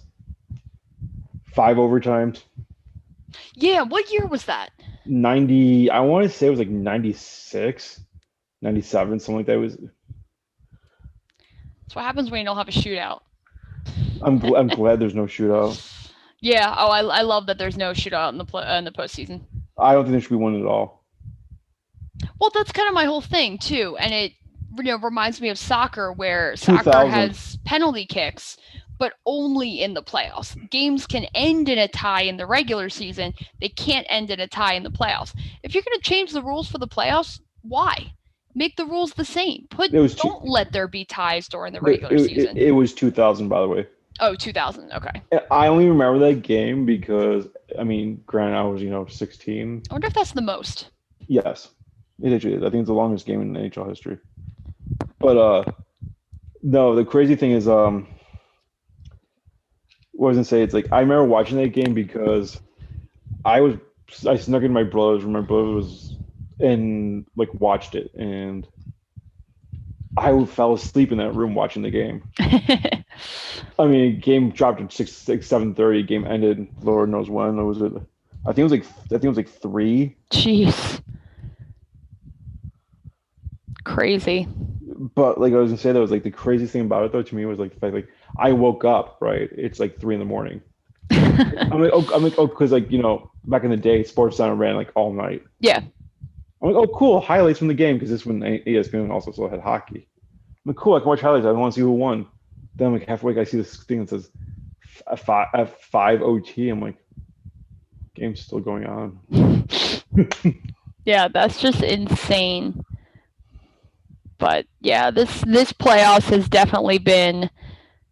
I mean, if you and people always say that there's nothing like playoff hockey. Like they don't say playoff basketball, they don't say playoff baseball. People always say there's nothing like playoff hockey.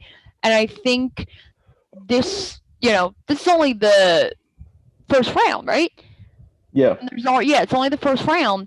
Sorry, it's the And third longest game ever played. We've already seen all of these close competitive games, even the ones that didn't go to overtime. There's tons. There have been tons of one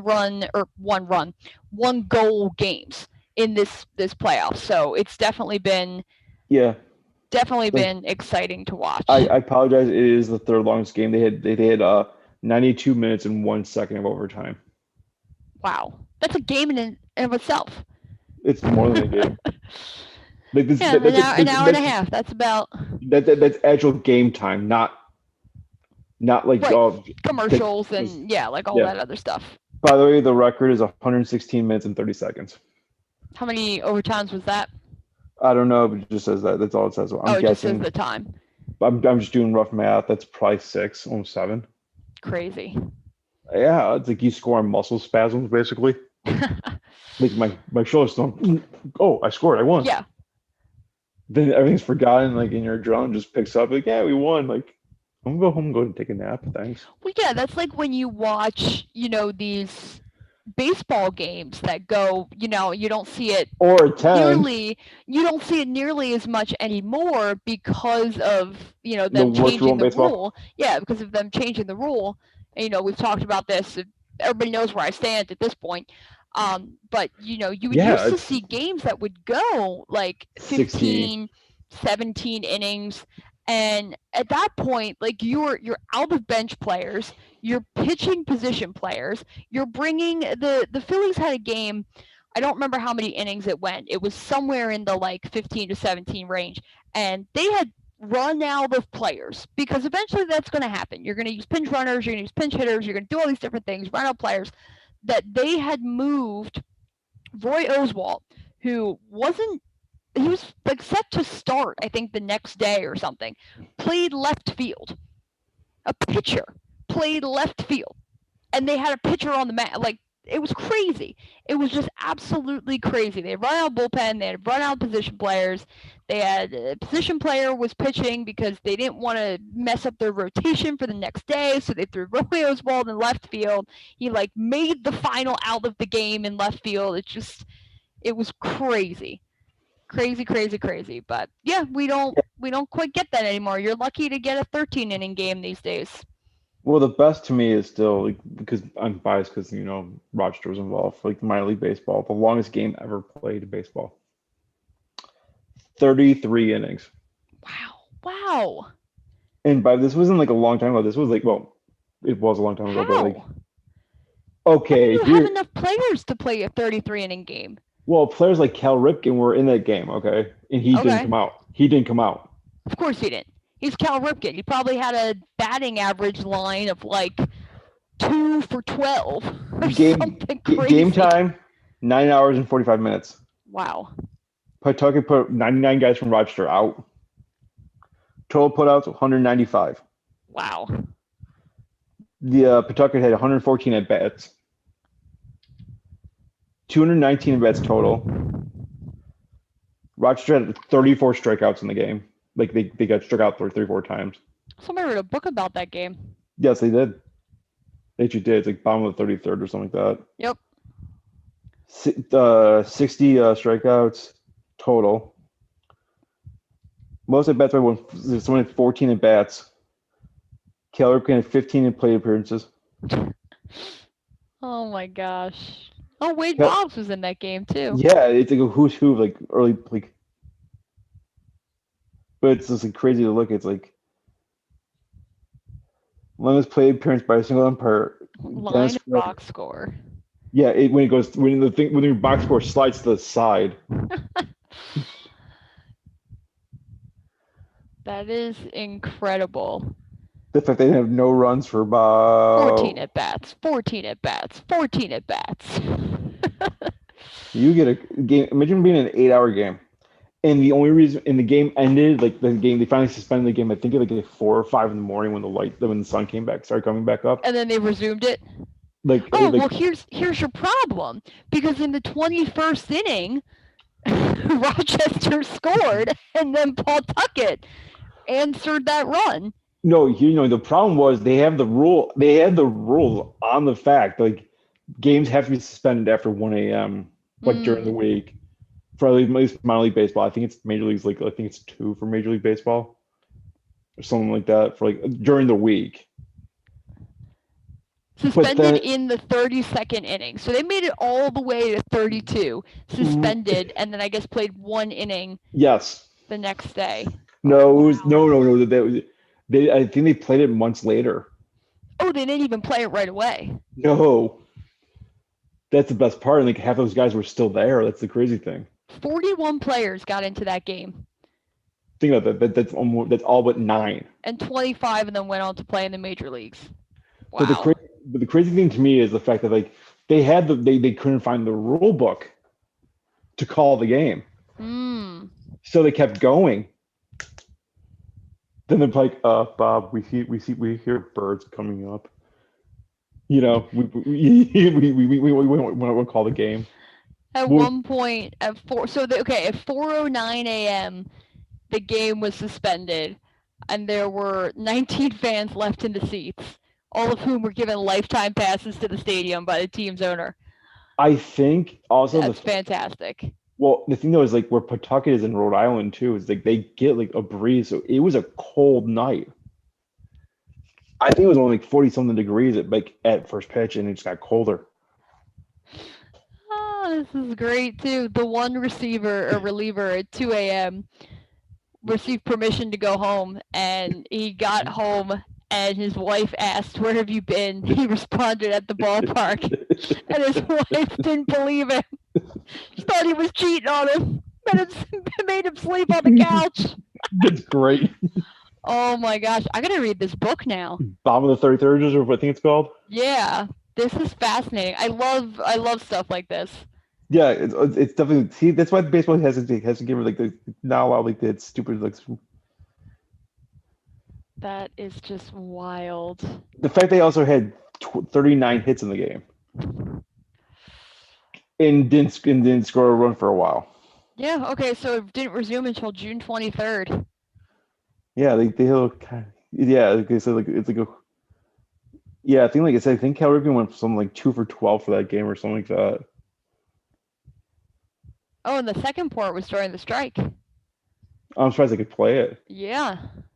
Maybe because it was an unfinished game, they had to. Maybe. Or because it's minor league baseball, they might. Oh, like, true. Yeah, that's true. They might. Minor league probably wasn't affected by the strike. I mean, I was at a 5-hour game. Does that count for anything? 140 members of the press from around the world, and 4 television networks. I wonder if they ever air it like in its entirety. As the game wore on into the morning, players began to do anything to keep warm, including burning benches in the bullpens and broken bats in the dugouts. They started their own fire. Well, there's only like 19 people in the crowd. What are they gonna do? Arrest them? Oh my gosh! No, these were the players. That's what I'm saying. What are they gonna do? Like, what are they gonna do? Like, oh wow!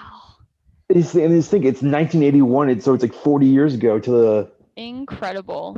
And Yeah, the crazy thing is, if they had kept playing that game on, April 18th into April 19th, I don't think it ends right away. Like, it ended with 1 inning. You're talking about guys who at that point were fresh. Yeah. That you probably could have kept that game going. They've probably gone 50 innings. Wow. That is incredible. Yeah. Baseball history. That's a tiring baseball history, but yeah, it's history nevertheless. Yeah, that sounds like a fascinating fascinating book. I think I have it. Oh yeah. Well, of course I do. Yeah, it's $15 on Amazon. Look at that. Oh, they have interviews. MLB did a story on it in 2019. I'm surprised they didn't. I'm surprised they're not doing it this year, considering the fact that it's the 40-year anniversary of it.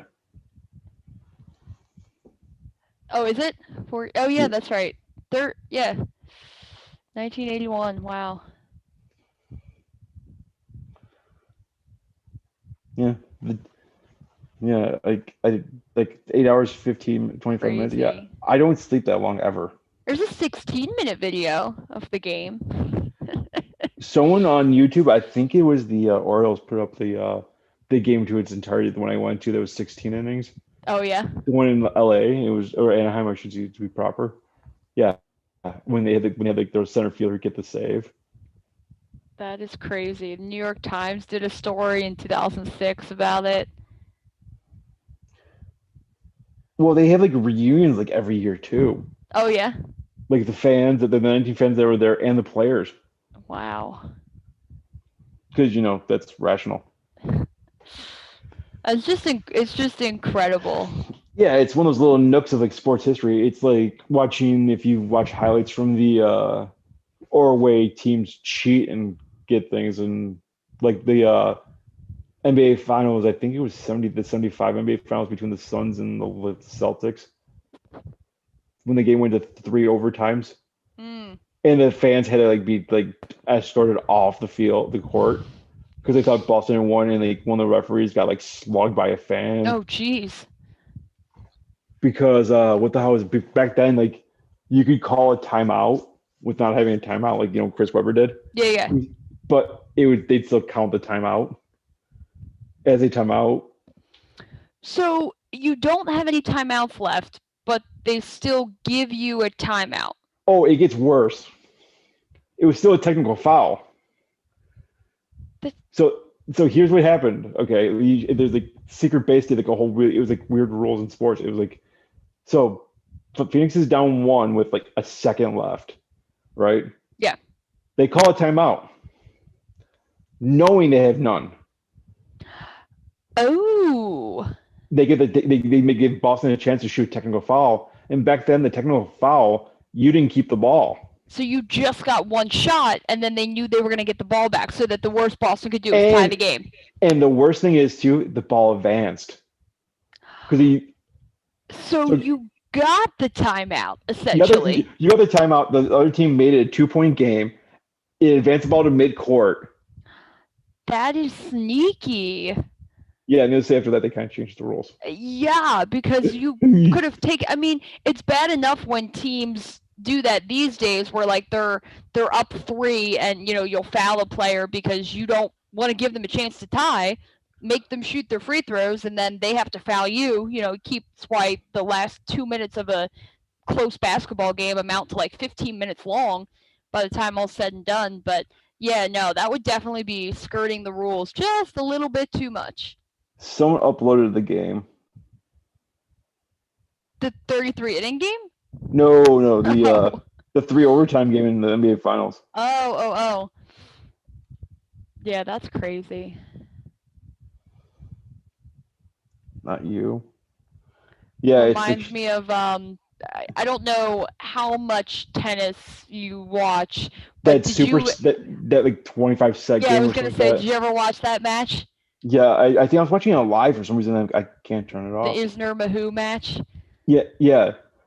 I don't know how didn't they both withdraw? Didn't the winner withdraw afterwards because he was so beat up? No, they played, but it was you had nothing left to give at that point. Right, I'm saying in the next round, I think the guy withdrew, didn't he? Because he was in so much, he couldn't recover in time. I don't think so. I stupidly. But let me look into that. Okay, so it was 2010 Wimbledon. Wow, it's already been 11 years. 5-year-old. I think Isner won.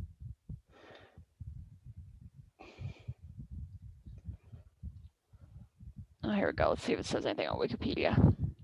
Yeah, 70 to 68.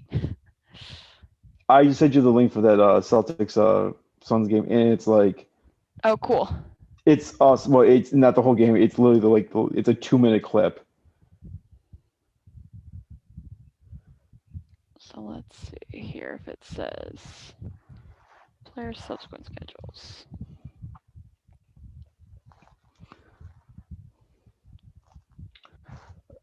I'm also gonna send you this because we both hate the Maple Leafs. Yeah, so he played. John Isner won the match. He played the second round match, but easily lost. He lost straight sets 0-6, 3-6, 2-6. The match only went 74 minutes. And Slacking. Isner failed to serve a single ace. And he's a guy who literally that's what he does. That's his game. Yeah, he was visibly exhausted and required medical treatment for neck and shoulder problems throughout the match. Gee, I wonder why. Yeah, so I sent you 2 videos. One, like the Celtics thing, you can watch on your the Maple Leafs one you can watch on your own time, but it's worth your 41 minutes of your life. It's basically that guy urinating Trev showed you before. Oh yeah. And he does since they've won the Stanley Cup last in 67. And he just goes completely ballistic for the entire thing and shows how much of an awful organization the Maple Leafs really are. Yeah. There's some really skeevy shit going on. I'll just say that much. It's definitely NSFW. So yeah, there's that. And that's because Uri loses his mind once again. But yeah, like I said, the crazy thing with the Boston Celtics and Suns just it's like the rules, it's so funny watching older games and the stuff they used to they would do purposely, like the timeout you didn't have it, knowing, hey, I get the ball back, right, and the ball advanced. That's the double whammy from hell there, or yeah, it's some crazy rule they made it the rule without naming names. They leave a break. It's naming that person by name. You can't do this because Rule 87-3 says you cannot block a player because ... and that's usually in place of Steven. It's all your fault. Yeah. It's there's a hockey rule. I forgot what team it was. The guy would because you can only have 3 guys on the box at a time. He'd purposely take too many men on the ice to stall out games. Oh, jeez. With 5 minutes to go, he's I have 6 guys on the guys. Stop the clock. Or he also put he also told his goalie just put the stick on the ground and just leave it in front of the goal. Yeah, you can't do that either. Interesting strategies. If it's not written down, it's legal. Oh, that is just crazy. You can watch the match in its entirety. I'm still in the tennis match now. You can watch the match in its entirety on YouTube because they were supposed to. Last year was the 10th anniversary, so they were supposed to recognize them. But since Wimbledon wasn't played, they weren't able to have the reunion. I'd say wait till 15 if you can, or maybe just do it this year. I would think you would just do it this year. Anything that was supposed to be done last year, but man, and in 2018, Isner had another one. The final went 26-24, but that one was only 6.5 hours. Yeah, only. As opposed to the first one, which went over the course of 2 days. It was almost 3 days, wasn't it? I think it was 12.5 hours or something. Went over 3 days, lasted 11 hours and 5 minutes. I'll be right back. I need some Pedialyte just hearing that. The previous record was 6 hours and 33 minutes for the longest match. Close. Yeah, just 5 hours away. Yeah, close meaning completely obliterated. It's Wikipedia has a copy of the entire 7-page scorecard that they needed for the match. Incredible. It's it'd be the box score for the Red Sox or the Red Sox and the Red Wings. Yeah. Yeah, there's just true. Yeah, you just start penciling in the whole stuff. It's what inning were you in? 31. Oh. Okay. What time is it? 4:07 a.m. Oh. But on that note, I think we should call it time. We had a nice little 3.5 hour show. Yes, and I think we covered everything. Yeah, I mean, we'll have more soon, probably next week or later this week. We'll figure something out. We always do. Yes, we do. Sounds like a plan. Special thanks to JPA Bear for showing up. I'm proud of him. It was nice seeing him. Yes, it's always nice when we can have a guest on. Yeah, especially one that really, like I said, when we have guests that really know their stuff. Very true. But so far, we've done that. All right. Have a good night, everyone. We'll talk to you when we talk to you, probably sooner than later. Yep. Have a good night. Go sports. It's going to be my sign-off tagline.